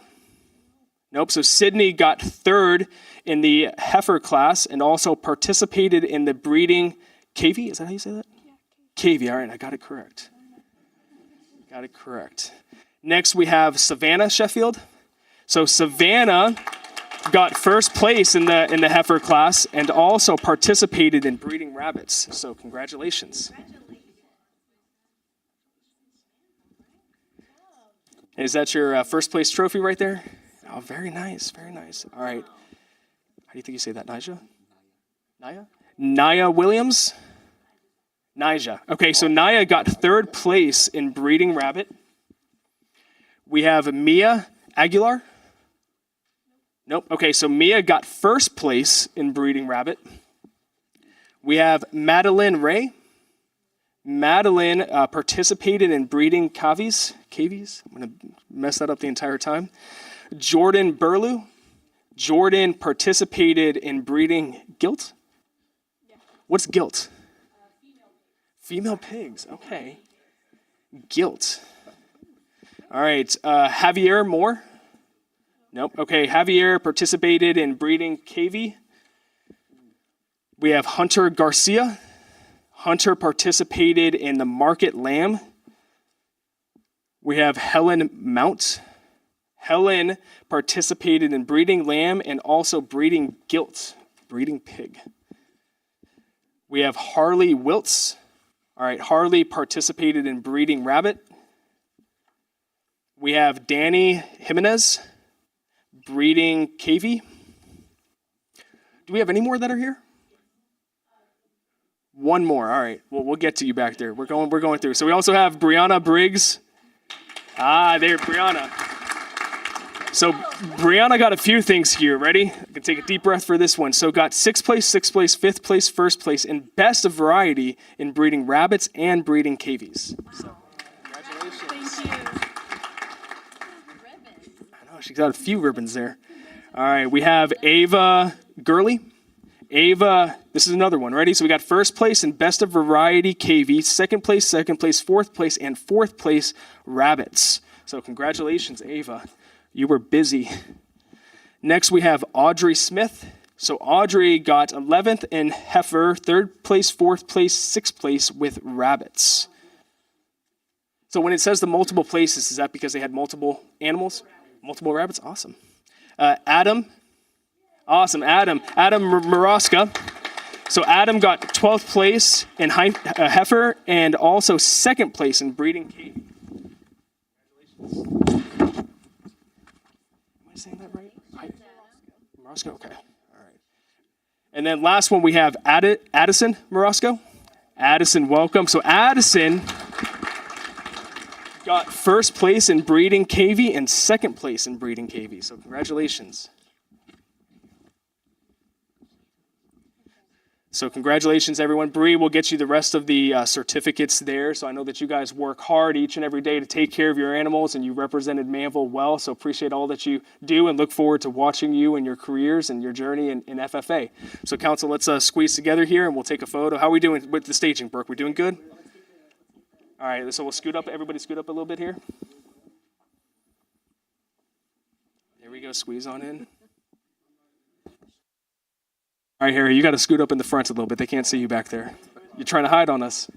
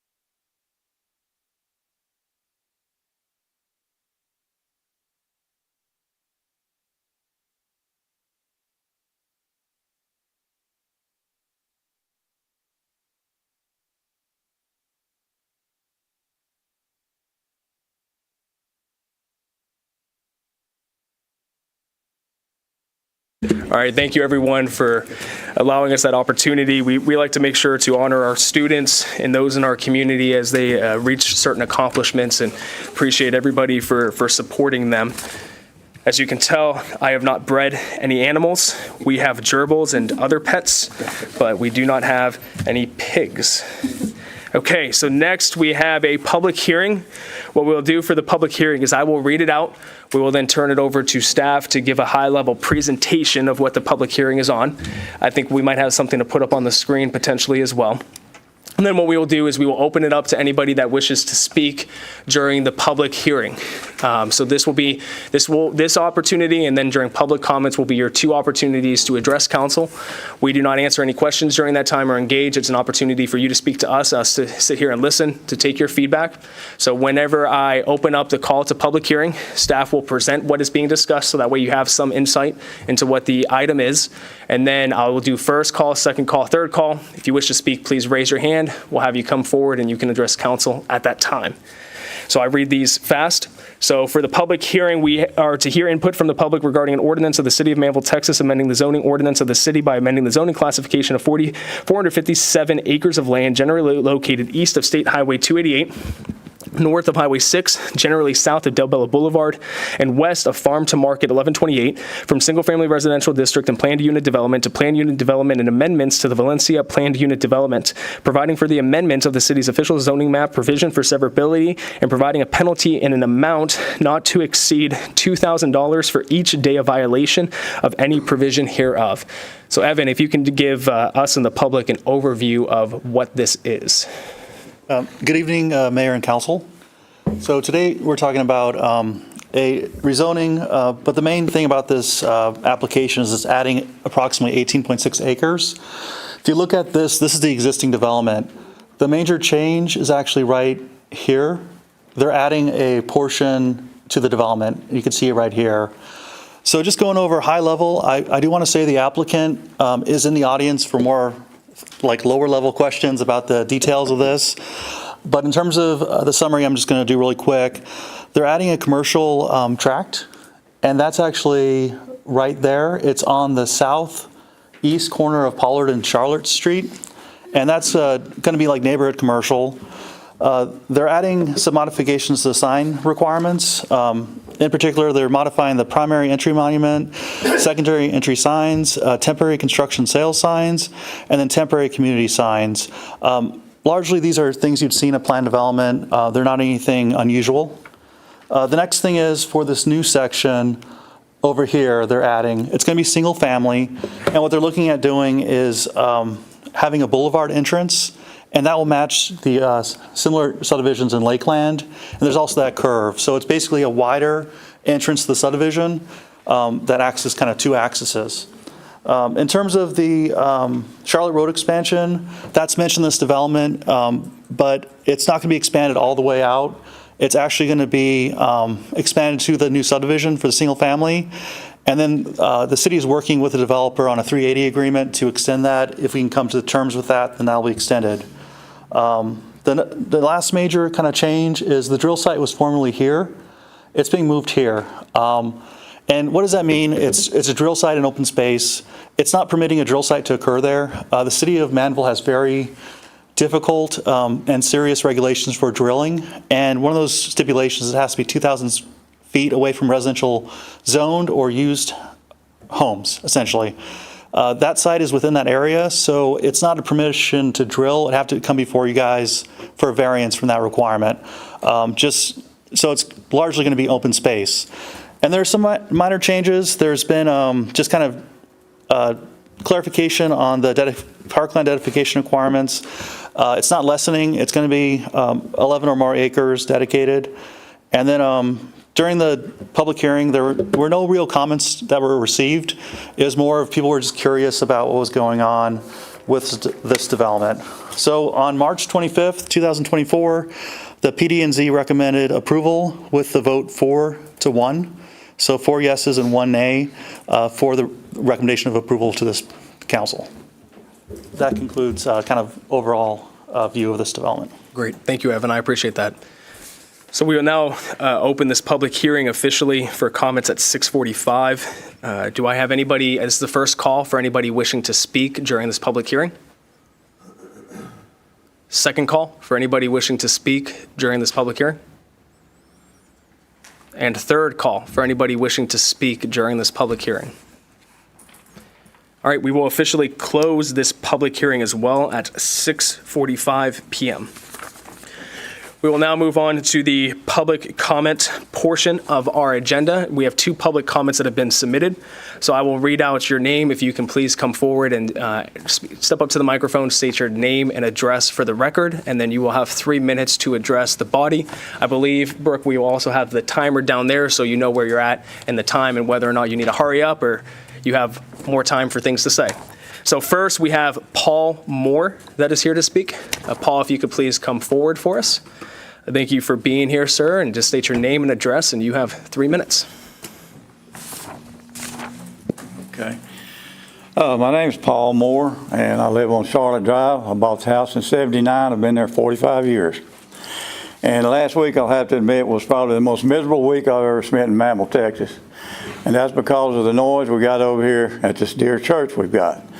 And I checked into the ordinance we have in Manvel, and it's pretty plain. It's very kind of narrow. It involves the construction noise, and it's a good thing it was put in place.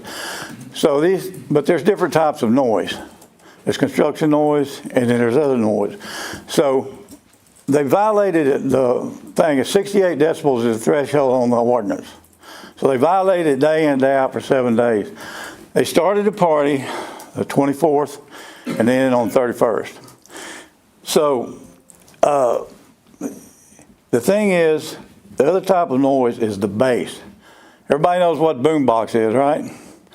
So you get this terrible low frequency boombox, and it rattles the windows in your house, big time. My house has aluminum frame windows, and they rattle. And I can tell you, I'll get to it in a minute, but this stuff goes all the way to Lakeland, to the west side of Lakeland. That's a mile. Friends, it's a mile from there to the back side of Lakeland. I checked it out with my odometer.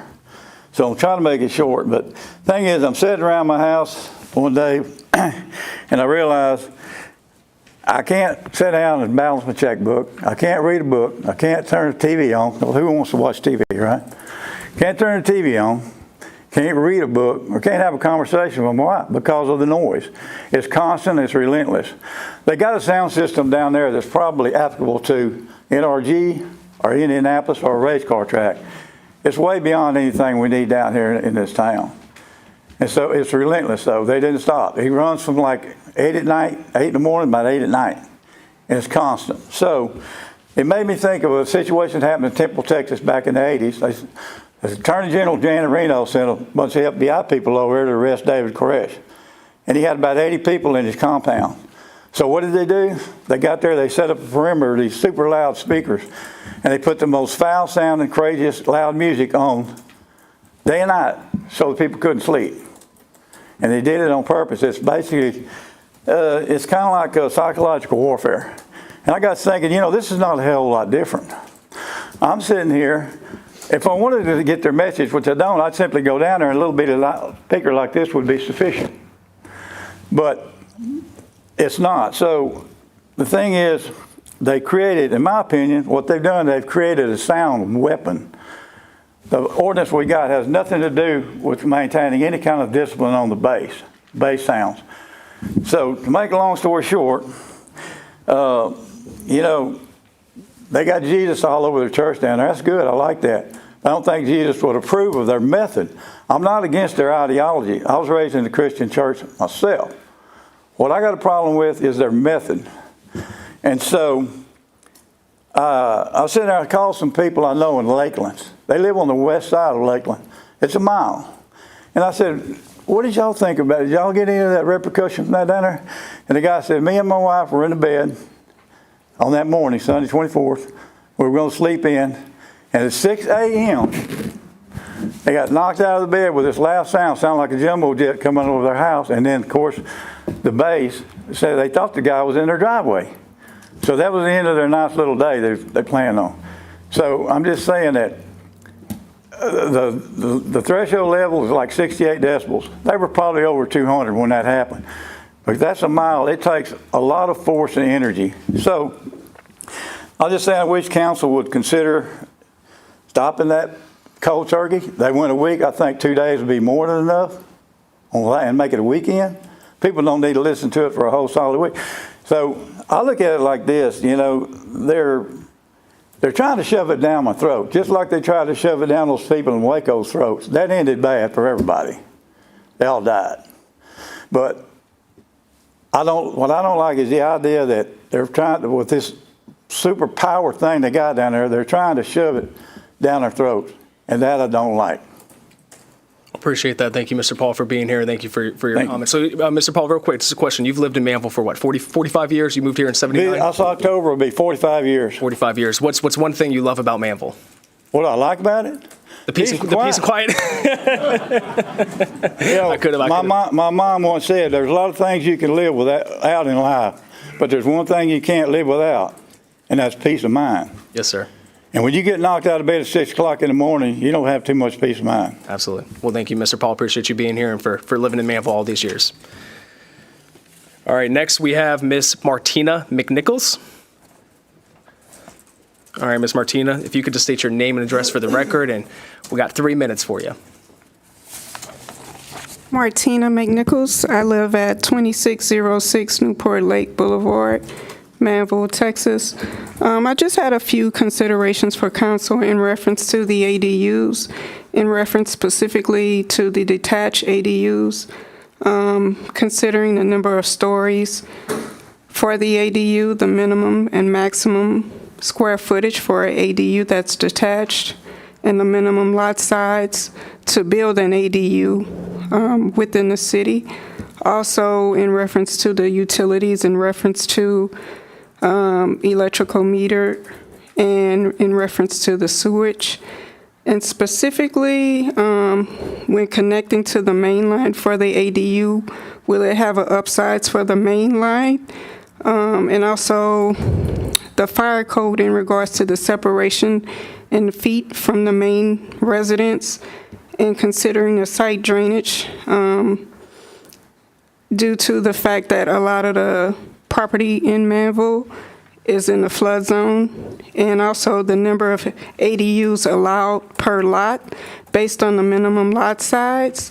For example, if you have a main resident that has an attached ADU, is it okay for a resident to build a detached ADU? And that's just it. Thank you. Thank you, ma'am. I appreciate those comments. Thank you for being here. We now have no more public comments that have been submitted, so we will now move on to the city manager update. Dan?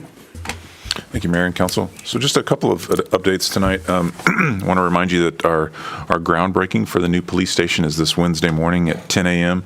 Just double checking the weather, and it does look to be favorable. So we're not looking for any rain on Wednesday morning, but very, very excited for that event. I know Chief is too. The day is here. I know we haven't actually broken ground yet, but it's very, very close. So it's closer than it's ever been. So that is open to the public if y'all want to come out and join. And then also, of course, our next PD&Z meeting will be next Monday night. And then I asked Chad to give you a quick little update on some personnel matters. Mr. Mayor, Council. The staff has been working for the past couple of months on, let's see, are we working? Yeah. On the personnel policy. Again, we've made a few amendments to our personnel policy over the past few years, but we really haven't had a good deep dive into it since April of 2020. So there's a bunch of areas that we needed to make changes to, different types of verbiage, relook as far as what we're doing as far as bereavement policy, personal leave, how we're handling things as far as promotions, that's above. So staff has been looking at this the last few months. We actually had a meeting with our directors, and I apologize for everyone for that meeting. It was about 5 hours. We spent a good bit of time going through every word in the personnel policy, redlining. So we're at the point now to where we're almost ready to have that ready to send to council. Our goal is to have that to you for next council meeting to go ahead and look over and possibly approve. Thank you. Thank you, Dan. Thank you, Chad. We will now move on to the consent agenda. Council, anything you want to pull from the consent agenda? All right. Do I have a motion? I'll make a motion to approve. We have a motion from Mayor Pro Tem Hudson. Do I have a second? Second. We have a second from Councilman Lands. All those in favor? All those opposed? Motion passes unanimously, 7-0. We'll now move on to the regular agenda. We have our first agenda item, which is consideration and possible action to approve the first of two readings of ordinance 2024-0-12. Evan, we'll call you up, see if is there anything you'd like to add in regards to, nope, you covered it all? Okay. So I believe this is in regards to Valencia. Russ, would you and your team like anything to say? We're here for questions. Okay. Dan, anything from you from the city manager perspective? No, so this is just our first update, and it's mainly because they've acquired some more land, so we need to bring that land into the PUD, and there's always a good opportunity for some cleanup while we're there. So pretty straightforward on our end, Mayor. Awesome. Council, any comments, questions? No? Russ, I have one question for you. How do you think Illinois did in the, or who was it that you were rooting for? Were you rooting for somebody in the March Madness? Texas, right? Well, of course, Texas. Of course, Texas. Second would be U of H. U of H, that's who it was, okay. And they both did not do well. They didn't do well. No. I had somebody else that was rooting for Illinois that I was thinking of, so I'm sorry to bring up bad feelings, so my apologies about that. All right, Council, do I have a motion to approve this ordinance? Make a motion to approve. We have a motion from Mayor Pro Tem Hudson. Do I have a second? Second. We have a second from Councilman Akery. All those in favor? All those opposed? Motion passes unanimously, 7-0. We will now move on to agenda item number 2. This is consideration of possible action on a subdivision variance request seeking to vary Chapter 62, Section 62-108A, 4, 5, and 11, lot dimensions, residential lots not served by public water and sewer, and a flag or key-shaped lot for an approximate 0.9445 acre tract of land generally located 475 feet southwest from the southwest corner of Patterson Road and Chocolate Bayou Road, PID 711015. Evan? Yeah, good evening, Mayor and Council.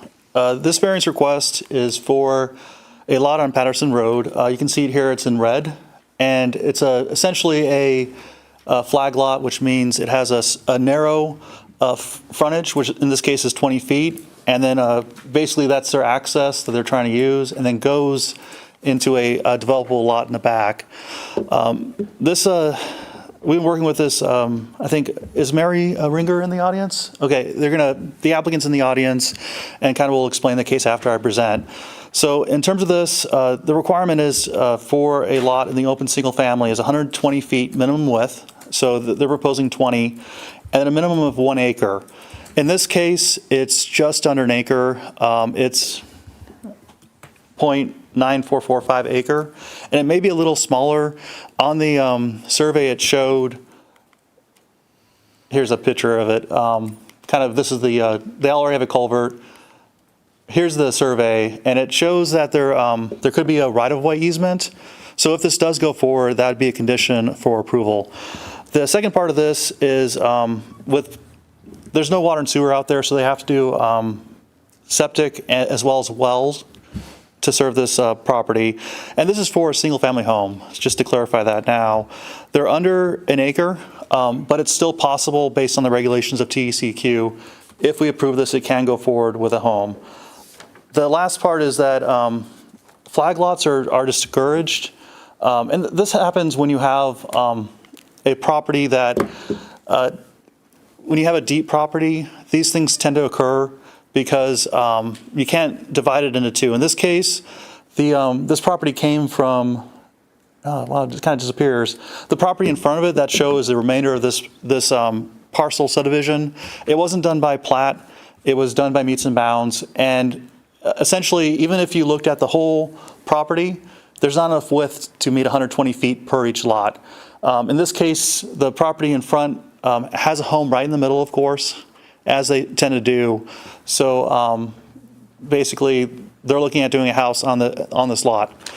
So the three variances are the 20-foot width, flag lot, and then the under an acre. In terms of the variance criteria, there's things we look for approving variances. Special circumstances and conditions affecting the property in question. In this case, it was sold as a flag lot, It didn't go through the planning process, and we weren't really consulted until after the fact. So it is a different owner than the tract in front.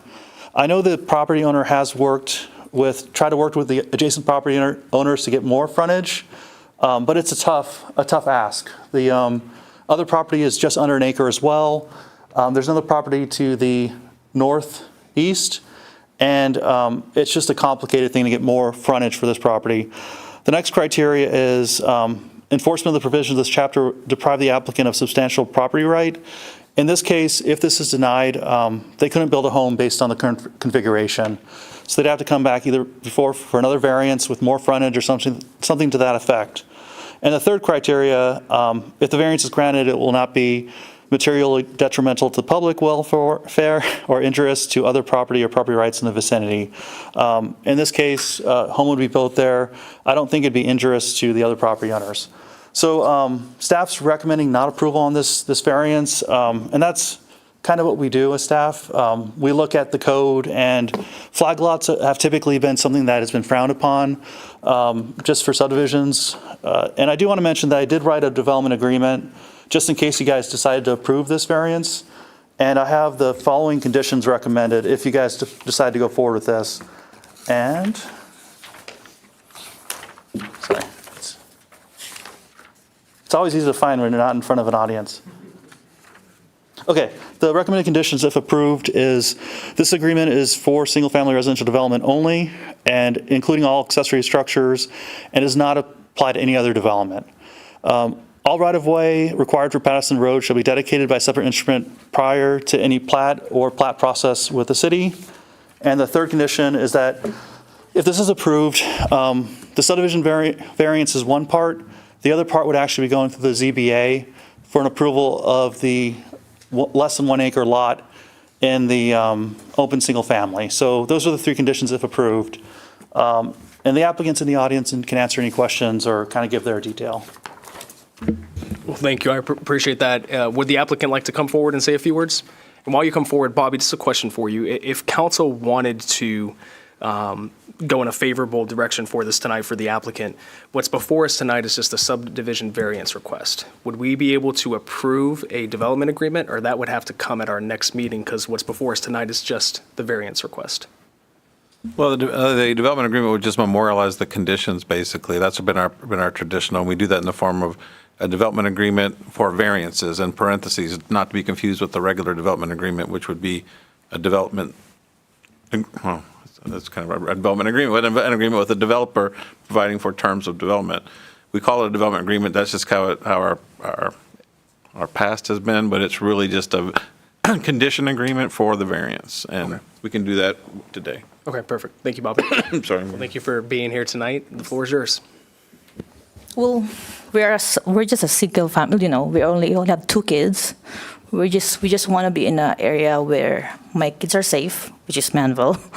And the owner of the front house, we are friends with him. I have a special child, so the flag lot actually works for us because he tends to go out like to the national road.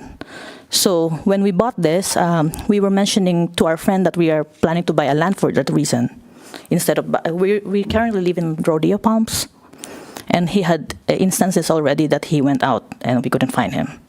And you know, when kids are getting bigger, they get more independent. He's nonverbal autism, so when we mentioned that to him, he offered us the land back. He said that he couldn't find anyone that will suit with him, so we get along with him a lot. And he told us that he's planning to sell the back anyway. So he offered that to us. We didn't check anything, so we just purchased the land in good faith. And when we do the title check and we check all the property tax payments, there's no payment pending on the property. So we bought it cash from him. He tried to work for us to give us a 120 feet, but when we were working with Mr. Abraham, the previous city planner, I believe, he told us that it will leave him with the less 120 feet, so we don't have a choice. Even though we have a verbal agreement that if we need like a more open space for us to go through our back, my friend is willing to give that to us. But of course, I didn't want to put pressure on him as well. we're only gonna build a 1,000 feet square foot house, single story, where my kid can be a kid and have the, sorry, I'm shaky, so where he can be a kid, go out and play, where we don't have to worry where he's at, and where we have a friend in the front, we're also concerned with him. So I'm asking the city council to consider my request. Well, thank you, Miss Mary. You did a great job presenting that, and thank you for obviously we can tell that you love your son a lot. And Firstborn. Yep. The firstborns are the best. I'm a firstborn as well. So, I'm just putting it out there. And so, but thank you for loving your son and for being here tonight. Council, do you guys have any comments or questions for Miss Mary or Manager Dan? Yes, I just wanted to add a couple other things. Whenever Evan mentioned about flag-shaped lots, I didn't want it to sound like, I think he said that they're frowned upon. The subdivision ordinance says flag or key-shaped lots are not allowed. So I didn't want, it sounded, you could have perceived it as if it's a judgment call. It's not. I mean, they're not permitted specifically. They never have been since the first subdivision ordinance. So it definitely does require a variance, and this is the appropriate path to follow. So it's not subjective, is what I'm trying to say. The other two things I wanted to mention is these parcels are all in the floodplain right now, in the AE floodplain. They back up to Mustang Bayou, and there are two lots the Wisnoskis own behind, so I guess to the south and east, between them and Mustang Bayou. So they could be landlocked if someone were trying to sell those. Fortunately, they're owned by the adjacent property owner. So just a couple other things to paint in the picture as you're making your decision. Appreciate that. Thank you, Dan. Councilwoman Sarmiento? Oh, okay, thank you. It looked like you wanted to say something, so I'm reading the facial expressions. First of all, thank you for choosing Manvel, and for considering the safety of your son.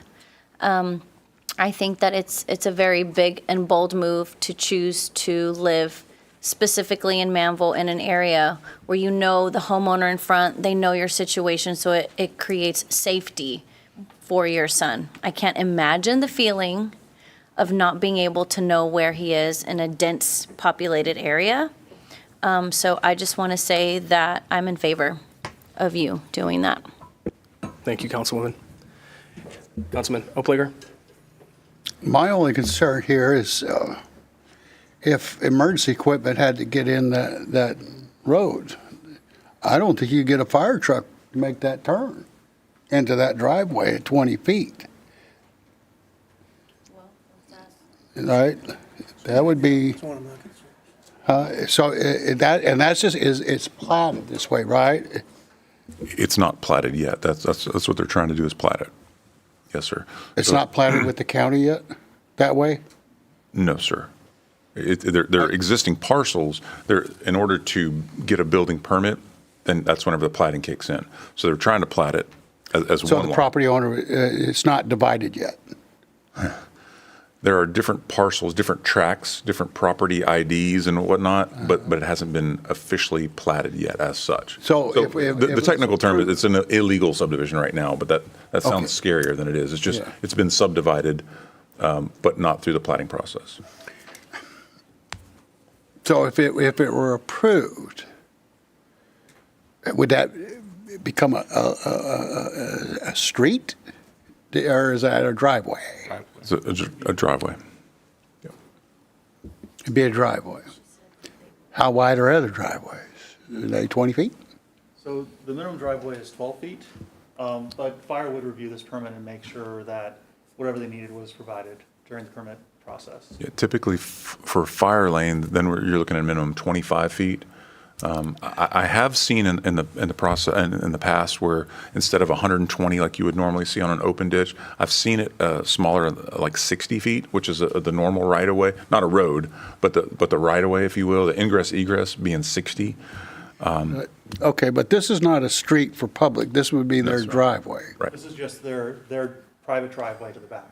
And this is not uncommon in parts of Manvel, I guarantee you. Where There's a few parcels out there that are less than 120.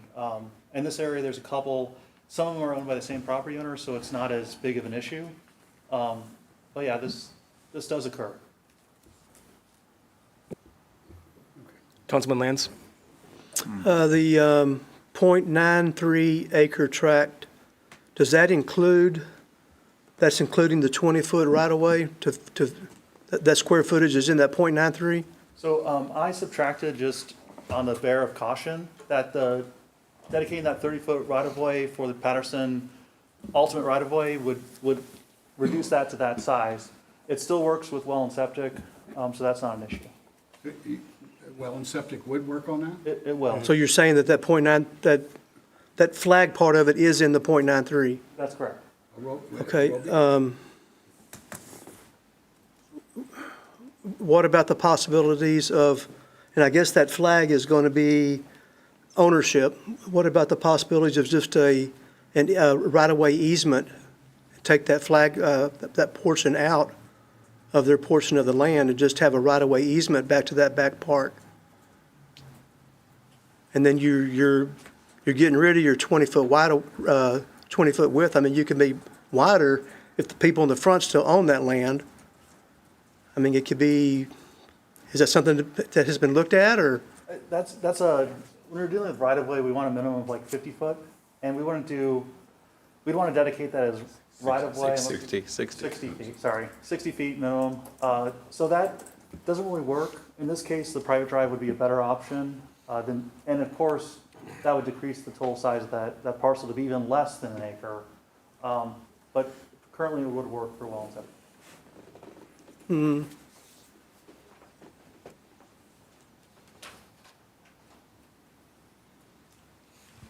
Anything else, Councilman Lands? No, thank you. Yep, Councilwoman Sarmanta. Just to clarify, I think you said that your friend in the front would be willing to work with To you? open it up, yes. To open it up? Okay.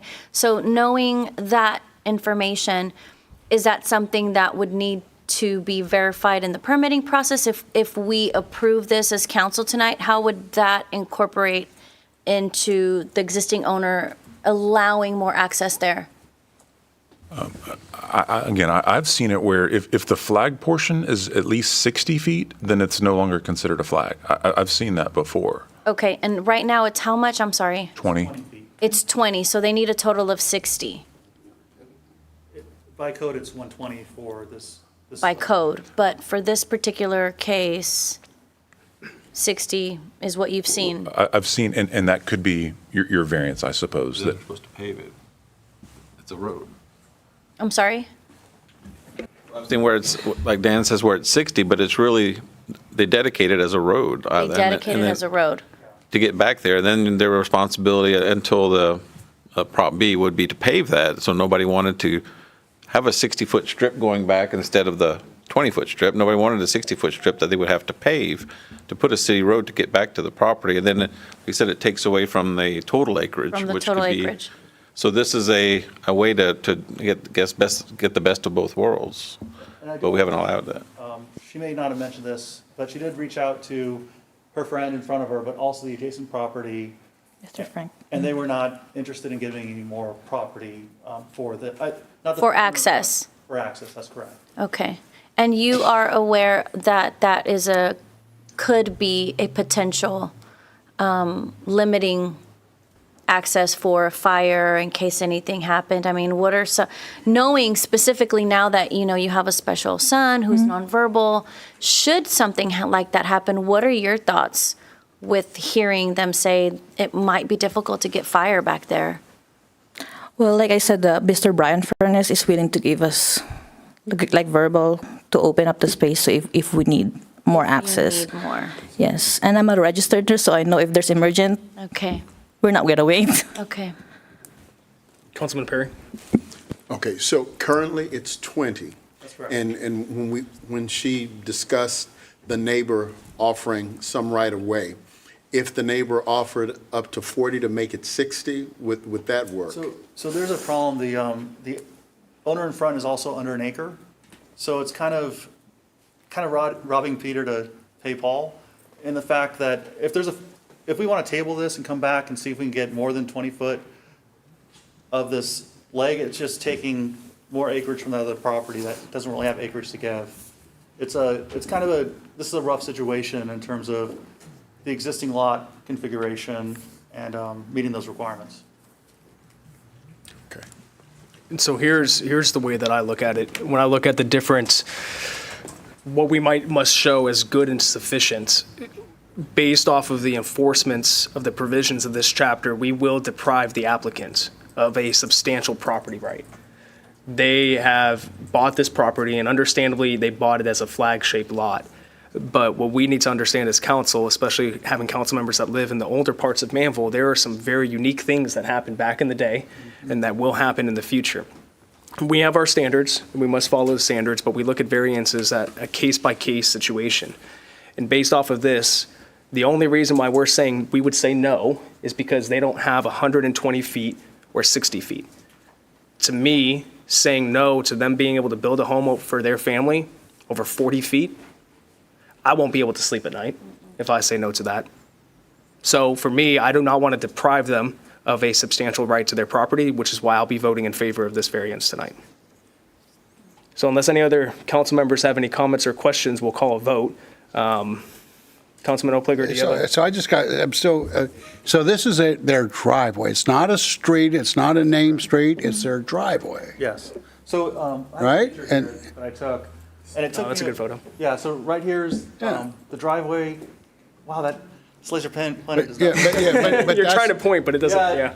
And there's already a culvert, and it looks like there's already an existing. And that's the gate. 20 feet. That's the 20 feet. And that's the driveway that's going to go back. To the So, property. and what we're talking, so the ordinance though says they got to have 120 feet. 120 feet for, and that would be for a boulevard or a That's- street. That's just the minimum lot width for Lot frontage. Lot frontage. That's the Lot minimum frontage. required lot frontage on an open ditch road is 120 feet. Just to mention, like, you can see in this picture, the 20 feet, and then you have the adjacent home is right there. That's also a big factor. So by, the rule says you got to have frontage from the street. That's correct. And during the permit process, fire will review the permit, and we'll make sure they get what they need for fire access. Evan, is one of the conditions to get, to pave that portion to allow an ambulance or a public safety situation? And that, it's going to require an asphalt driveway, just because there's an asphalt road currently, with a minimum driveway width of 12 feet. The council can recommend a wider driveway. That will increase the expense of the driveway, of course, just. And Evan, that's already a requirement. The requirement in city code is that they'll have They'll to have to pave it pave. asphalt anyways. That's correct. Okay. So Bobby, to speak to your point, I don't know if we need to add that as a condition, if It's there's already already a a requirement. Yep. And I do want to mention that if you guys do recommend or approve this variance, too many boards, just to take in my 3 conditions I mentioned earlier. Recommend that you approve it with the 3 staff conditions in the development agreement. Okay. I just have one, I just got to. Councilman Perry, yes, sir. Just to get this clear in my head, the issue is, our requirement is that the frontage of property has to be a minimum 120, and they don't have it. But in this case, because of this odd shape, this is going to be the driveway going up to the area that opens up to where they're going to build the house. Yeah, so the bigger part of the flag, you can see it kind of looks like a flag if you Right. see on the golf course. And the bigger part would be where the house is. Right. And that's enough space for fire emergency vehicles to get in. I believe it is. That's hilarious. But Evan, I think to speak to that, I think what I heard you say is that the fire marshal, We'll before review any it. permits or issues, will Okay. review it and make sure that there's proper fire access, and if there's not, then they might have to come back forward for another variance request. That's correct. Okay. So council, do you guys want to take a vote on this, or are you looking to? I'm for it. Okay, so what I'll do is I'd like to make a motion to approve the subdivision variance request with the 3 conditions as mentioned by Mr. Evan. Do I have a second? I'll second. Okay, we had 3. I don't think Councilwoman Sarmiento's got one yet, so we'll give her that one with a second from Councilwoman Sarmiento. All those in favor? All those opposed? Motion passes unanimously 7-0. Thank you so much, councils. All right, congratulations, Ms. Mary. Evan, thank you for your work on this. And Dan as well, I know that you guys will have to review city code and you give recommendations based off of city code, but I appreciate you already having the conditions prepared just in case. I think you guys handled it the right way, and thank you. Thank you for your professionalism, both of you, throughout that process. Next, we have agenda item number 3, consideration possible action to approve a subdivision variance request seeking to vary Chapter 62, Section 62-116A. Structures near pipelines for the approximately 0.2311 tract of land located at 9706 Soto Street, PID 702290, and authorize the mayor to execute the development agreement. Evan? So good evening, Mayor and Council again. This is my last presentation item, so you won't see me the rest of the night. Also, second born, so. Psychoanalyzing you right now. So I just want to say this is kind of so this permit for this, you can see it's like a patio cover, basically a detached patio cover. It has electrical in it. The permit was approved on January 26, 2024. The consultant just called me before the meeting, and he had a urgent matter he couldn't attend. He did say that if we needed to talk to him, I can call him to answer questions. I don't think we'll need that, but that is an option. So the patio cover was located approximately 33 feet from the property line, rear property line. In this case, it has an enhanced setback due to pipeline easements. And by code, by the subdivision ordinance, it requires a total of 50 feet.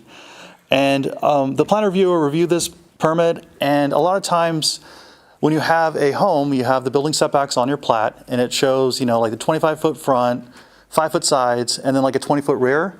But that doesn't pertain to accessory structures. A lot of times, even our code has different provisions for accessory structures where you can locate in the rear yard. It makes sense. The unfortunate part in this case is that when the plan reviewer reviewed this, they treated this as an accessory structure. So instead of it being out of that 50-foot, it's a pipeline distance separation, and that's 50 foot from the high volume pipelines. In this case, it's actually 41 feet away from the pipeline. So as we're going through the process, they went through their peer, building frame, rough electrical inspections, and on February 22nd, 2024, it was discovered when they did their foundation inspection, and that's when we get the form survey, that it was within that 50-foot building line, and also that wasn't just a normal home building line, it was actually that pipeline easement. So the contractor called me up, and we kind of worked together, and he submitted an application for this, essentially a variance for a 9-foot encroachment. So one of the things I look at is I try to look big picture as much as I can, and like the answer today could be just he has to relocate that out of that easement and tear it down, relocate it, make the 50-foot, and that could be what could happen before the council today. But in this case, there isn't a decrease in safety. The structure's like 3/4 the way built. It's you can see it's almost all the way done. It's not additional living space. It's essentially just a cover to be in the backyard. So when looking at this, variance request, we've actually recommended approval. Special circumstances is that there was a mistake made in the plan review process, and moving it just won't really create anything other than meeting the 50-foot distance separation from the pipeline. So it's a lot to move that structure for that reason. Foundation has not been poured, but all the piers, all the frame, it's basically up and operating. The electrical's in. It's pretty long in the process.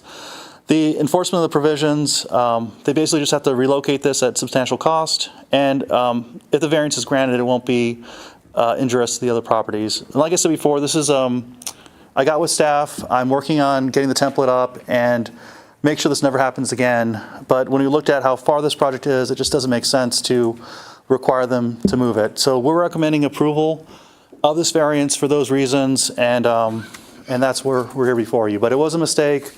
We're working at remedying it so it doesn't happen in the future. I don't like to make the same mistake twice. So it is being fixed, but this is why this variance is before you today. Thank you, Evan. I appreciate that presentation. Just a question, this was a mistake on the city's part, not on the applicant's That's correct. Okay. It was kind of both. That is an unusual setback. And what I train my plan reviewers to do is when they see something unusual, is to ask why. And so when I called him up and discussed this, he was looking at the accessory structures setbacks in the zoning ordinance, which allow that structure to be built in that location.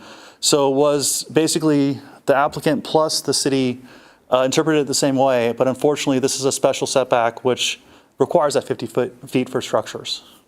Okay, well, I appreciate us recognizing the mistake. Hopefully, the applicant recognizes their mistake, and it's always important that we learn from those, and it seems like what you're saying is you're putting in the proper processes and procedures to ensure that doesn't happen again, so that's good to hear. And I do want to mention that the development agreement has 2 conditions recommended. This variance is only for this 20 by 16 foot patio cover, as approved by that permit, 24-000152, and that no other permanent structures can encroach in the required building line setback. So it's only for the structure to remedy this one case. Thank you, Evan. Any comments or questions from Councilwoman Sarmiento? I think that as long as it's not like a huge construction building or something that is difficult to move in case we need to have access to the easement.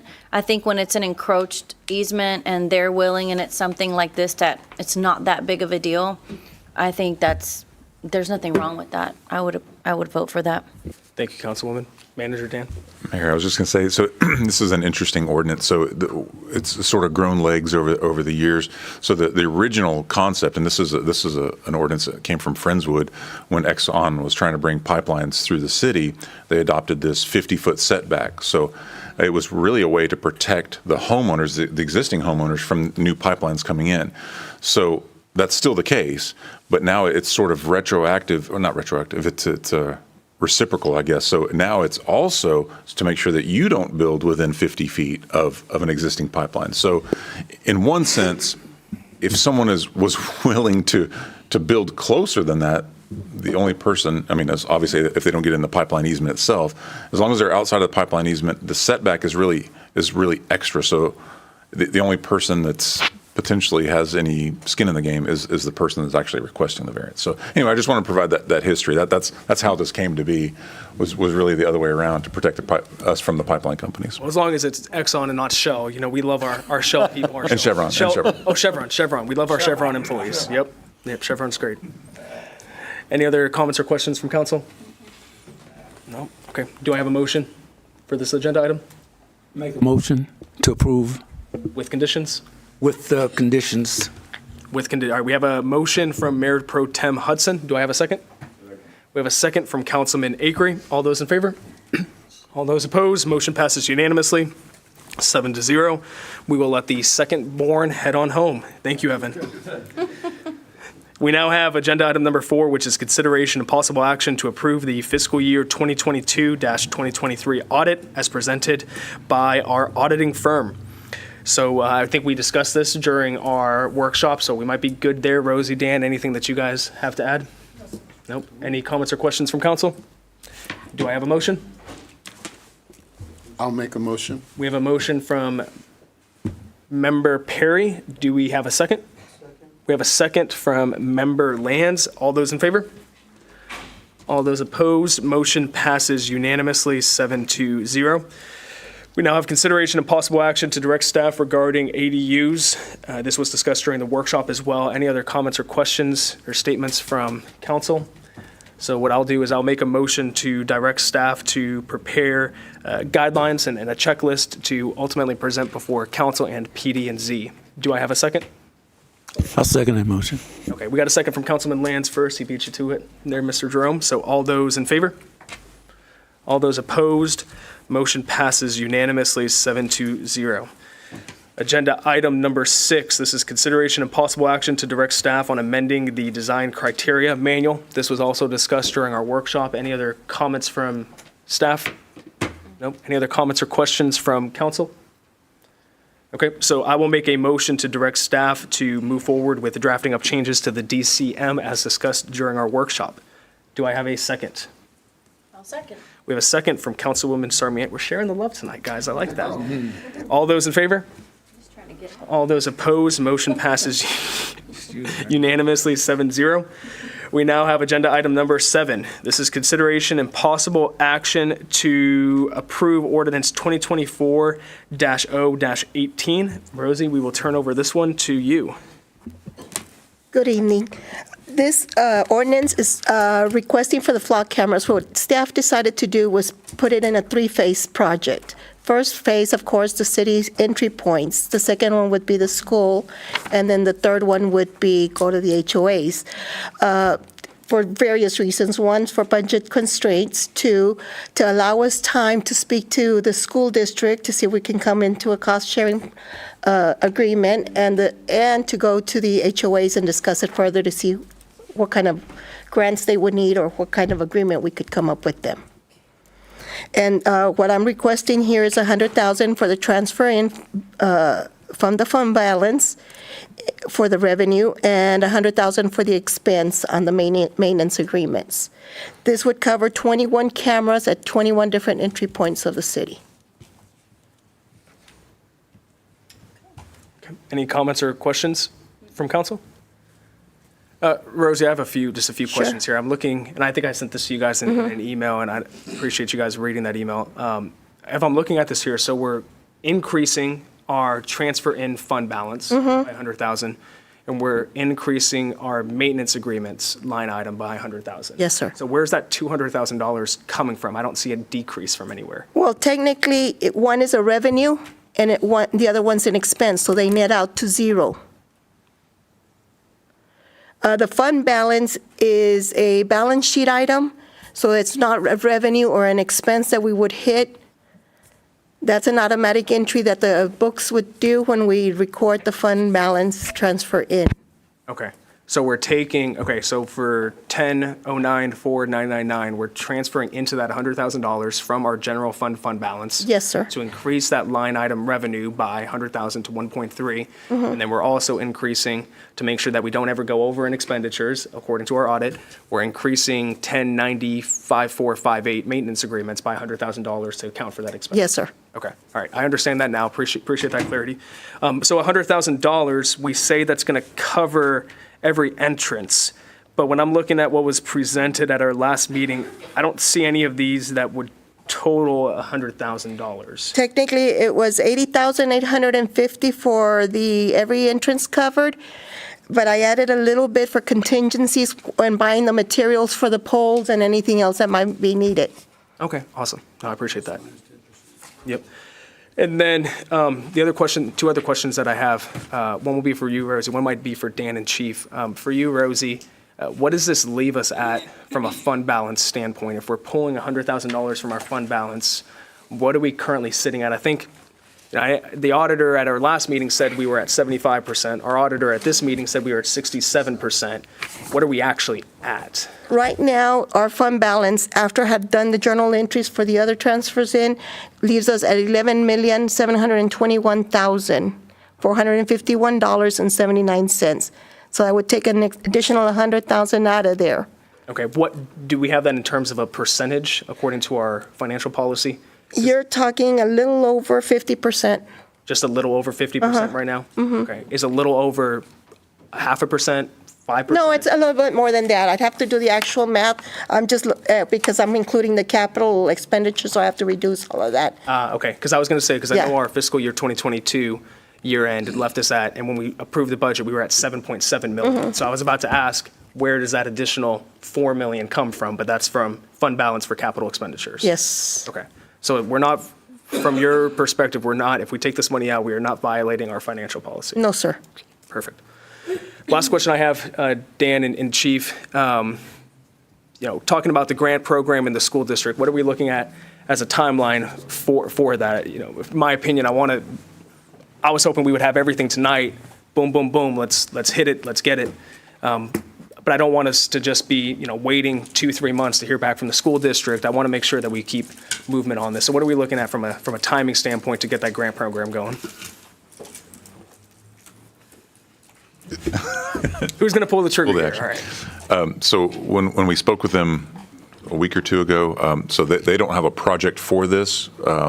So if we want some participation, then they'll either have to do a balance, a transfer as well, or they would have to wait till their new fiscal year. So with 21 new cameras, this is significantly more than, obviously, I think you said most cities actually have around us, right? So this is good. It's going to take us some time to get all those up and running anyway. That gives us a little bit of freedom to visit with with the school district, it would be great if it's almost like a grant program with them, just like what we want to do with the subdivisions. Because we're saying, I know council wants these on their property. We need to make sure that they want, you would think that they would, but still, if they're going to be on their property, we need to negotiate with them, have that discussion. So, Chief, do you have a time frame on when we could visit with them again? I'll be honest, no, I don't. I've had some a hectic couple of weeks, but what we talked about and what we came up with is the fact that the school year budget runs from July to June. So we need to get with them soon to see if they will be able to go in with us or to negotiate the cost of these going into the schools. We have reached out to some school personnel, but they are not the decision makers. And they're saying it's plausible, but we have to reach out to them and make that happen. I would probably guess that I would say we could have something by the end of this month. City Manager Dan and I can reach out and we could set up a meeting with the school district. I know he has monthly meetings with them, and we could sit down and have that conversation then, just to see what their thoughts might be. But if they don't want to do that, I believe that we will probably need to revisit this, and it's not going to be that much more of a cost. It might even be something that we could actually budget for next year instead of pulling it out of fund balance. That was another option we were looking at, is budgeting the rest of them and then doing the grant program. We'd be able to reach out to the HOAs to see their interest and test the waters, I guess you would say, just to see what all we're looking at, because right now we're kind of looking at an unknown with that. So that was kind of the thing we were looking at, is using that as our budget item for next year. But again, that's completely up to the council and the wishes on what y'all would like to do. Yeah, I appreciate that, Chief. I think if we could have something for our first meeting in May, that would be good, because I know the HOAs will begin discussing their budgets as well. And so having some contact with them to determine whether or not they're going to want to participate, because if all HOAs say, no, we don't want to participate, then there's no point in forming the grant program. But if there is some interest, that we can get it formed and then leave it up to the HOAs during their budget season on whether or not they'd want to account for it. So I appreciate that clarity. So yeah, let's just target that first meeting in May. I'd be good with that. Council, any comments or questions? Councilman Lance? If I could just go back a little bit on Rosie, you mentioned our fund balance is like 11.7 right now? Yes, sir. Currently, yes, of March That's a bit more 27. than I remember from our last, when we did our budget for the year. So can you tell me, out of that 11.7, what do we have earmarked until the end of our fiscal year coming out of that 11.7? Do you have any idea? It's already taken in account all the transfers in that we have approved in the past. The only difference now is this 100,000.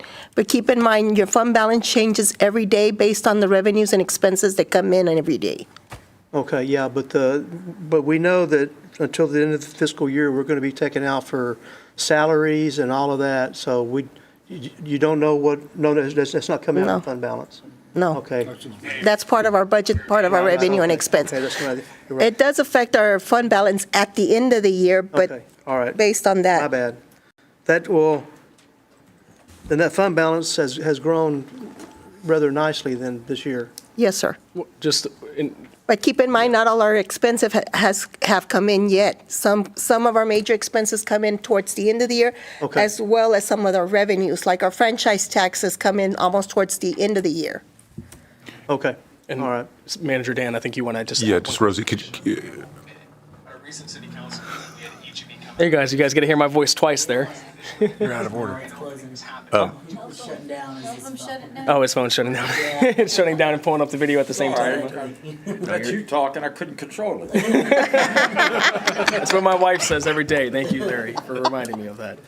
Related to Councilman Land's point about earmarked, I guess, can you clarify, though, you said about 4 million is somewhat earmarked, I guess, for capital? That has already been taken into account with this 11 million, because we've already spent most of our capital outlay this. So it's actually 15 less Correct. 4. Okay. correct? So from our a budget that we approved for this fiscal year, which was at 7.7 million, our unused fund balance currently now is increased by $4 million. Give or take, I like the sound of that. And we're still at about 6 months worth of. at least, expense. if not more. Okay. Yeah, that's good. That's good to know because, and I think the other thing just to keep in mind, Council, with the unused fund balance is, if you looked at our February financials, and Rosie, I appreciate your clarification through the email. When I saw and sent that email, I was a little freaking out a little bit, so I appreciate that clarification. But our property tax revenue is at about 4.4, and we estimated about 6.1, and so we still have property tax that we're still waiting to collect. Or if sales tax, for example, all of a sudden the economy dips because of the 2024 elections and, it's all of a sudden sales tax doesn't come in like we expect, then you have to pull from the unused fund balance in order to cover that based off of your projections. So that's just always something that we have to watch there. All right, any other comments or questions from council? Nope. All right, do I have a motion for this agenda item? Make a motion. We have a motion to approve from Councilwoman Sarmiento. I'll second it. And a second from Councilman Perry. All those in favor? All those opposed, motion passes unanimously, 7-0. We now have the last agenda item for tonight. We're getting out of here before 9. Councilman Oplager, just want to let you know that. Hopefully, depends on how long the chief talks for. Please. So We're not going to break it. We're not breaking camp early. hey, I can make a motion to adjourn. Don't tempt me. Don't tempt me. I'll second. So we'll have consideration and possible action to approve Resolution 2024-R-11. And Chief, we'll turn this one over to you. Good evening. Since I'm the fourth born, it kind of explains why I'm all jacked up. I guess, I don't know. This agenda item is something that we've been working on in the police department for several years. Actually, it started back in 2018. We started working on this, and for one reason or another, something always happens to where we can't follow through with it. The biggest thing, the last thing we had was the coronavirus, which stopped a bunch of everything for a couple of years. But for those of you that don't know what the Explorer program is it's something that the police department does to get young adults, teenage individuals involved in the police department. It promotes police and law enforcement. They're part of the Boy Scouts of America. They're affiliated with the Boy Scouts of America. And what they do is basically they come out with the police officers and learn what we do on a day-to-day basis. They also have quarterly or monthly meetings which allow them to talk about different things and actually train, and the officers will come out and actually train them on the different fundamentals of what police officers do every day. They also go to competitions just like the teen court did. They go to local competitions and even the national competitions, and they compete against other Explorer posts on the different aspects of the law enforcement job. I've been involved with the Explorer post with the former police agency I worked at. Actually, my best friend that became real good friends, best man at my wedding. I met him when I went to work for Lake Jackson in '85. He was an Explorer. And when he aged out, he actually went through the academy. You age out at 21. He aged out and he actually got a job with Lake Jackson, worked there for several years with me, and he's still a police officer. He moved to Sugar Land now, and he's still a police officer over in Sugar Land. Has had a great career. Most of the Explorers that go through the program do end up in the law enforcement field somewhere. A lot of them end up with the same agency they went through the Explorer program with, because we get to know them, and it's basically like a training ground. We get to train them and be part of them. So it's one of those things. It's a great program, and we are looking for council support in helping us get this program off the ground and get it started. Great. Thank you, Chief. Any comments or questions from council? No. So, Chief, I'm assuming that we'll have the team be able to start to put information out there about what it is, so that way people in Manvel can sign up for it? Yes, as soon as we get this rolling, it's just basically we get our applications out and get them started. They got to go through the application process. but we're also going to work with, I know the J.B. Hensler Career Academy have a law enforcement program that we're going to be reaching out to them as well and seeing if we can't get some cooperation or some partnership with them. But yes, we're going to start putting that out as soon as we can. Awesome. Well, And I think that's great. I think the age range is like 15 to 21. That's great. And I think it ties in hand with our teen court program as Correct. well. It's taking that comprehensive approach, so I love to see it. All right, well, I will make a motion to approve Resolution 2024-R-11. Can I get a second from Councilman Oplager? All right, got a second from Councilman Oplager. All those in favor?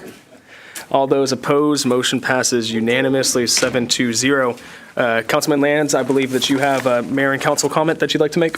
Yes, I do. If you can unmute yourself. I'm not quite sure how to exactly start this, but something's been on my mind for a while, and I've decided to go ahead and put it into action. When I first started, it's about my father, who, like all of our fathers, are great men. And Dad was a phenomenal engineer back in his day. He's passed away, but he worked during the Apollo program, and then he went on for 30-plus years at Schlumberger with multiple patents. And just, he's my hero and my mentor. Something I thought about doing since I retired was putting in place a memorial scholarship in the name of my father. And I've met with Butte C at Alvin, the school district, and we're going to get that in place. It's going to be Manvel High School specific scholarship. It's going to be for anybody entering the field of engineering, and it's going to be a $5,000 scholarship, paid $2,500 per semester. So it's the Jack F. Lands Jr. Memorial Scholarship Fund, and I'm proud to finally say that we're going to get that going. That's awesome, Councilman. Good for you there, and your dad would be proud. I would just like to make just three comments. One, to staff, thank you for putting on a phenomenal egg extravaganza. You guys knocked it out of the park. It was even bigger and better than last year. And what I loved to see was so many of our city employees took time on their Saturdays to go out there and to make it happen. But also you could see the amount of work that went into it leading up to the event. I parked at the back of J.B. Hensler and I was like, oh, there's a few cars here. This will be cute. And then walk around, it was packed. And I heard a lot of great comments and feedback from people about the different activities. And one of the things that touched my heart most was I heard from a resident that said back in the day that property, you two gentlemen might be able to speak to this as well, that was used for when the carnival would come to town, or that is where city events used to take place. And to see the city being able to use that land again, some way, somehow it got in the hands of the school district. I don't know, maybe we can get it back, but we'll see. But yeah, I kind of throw that out there. But just to see it being used, it touched a lot of people. So phenomenal job to staff. Also want to thank the Manvel Police Association for the egging of the people's yards that they did. This is their second year doing it. It's a way to raise funds for the association, but give back to the community. I appreciate that.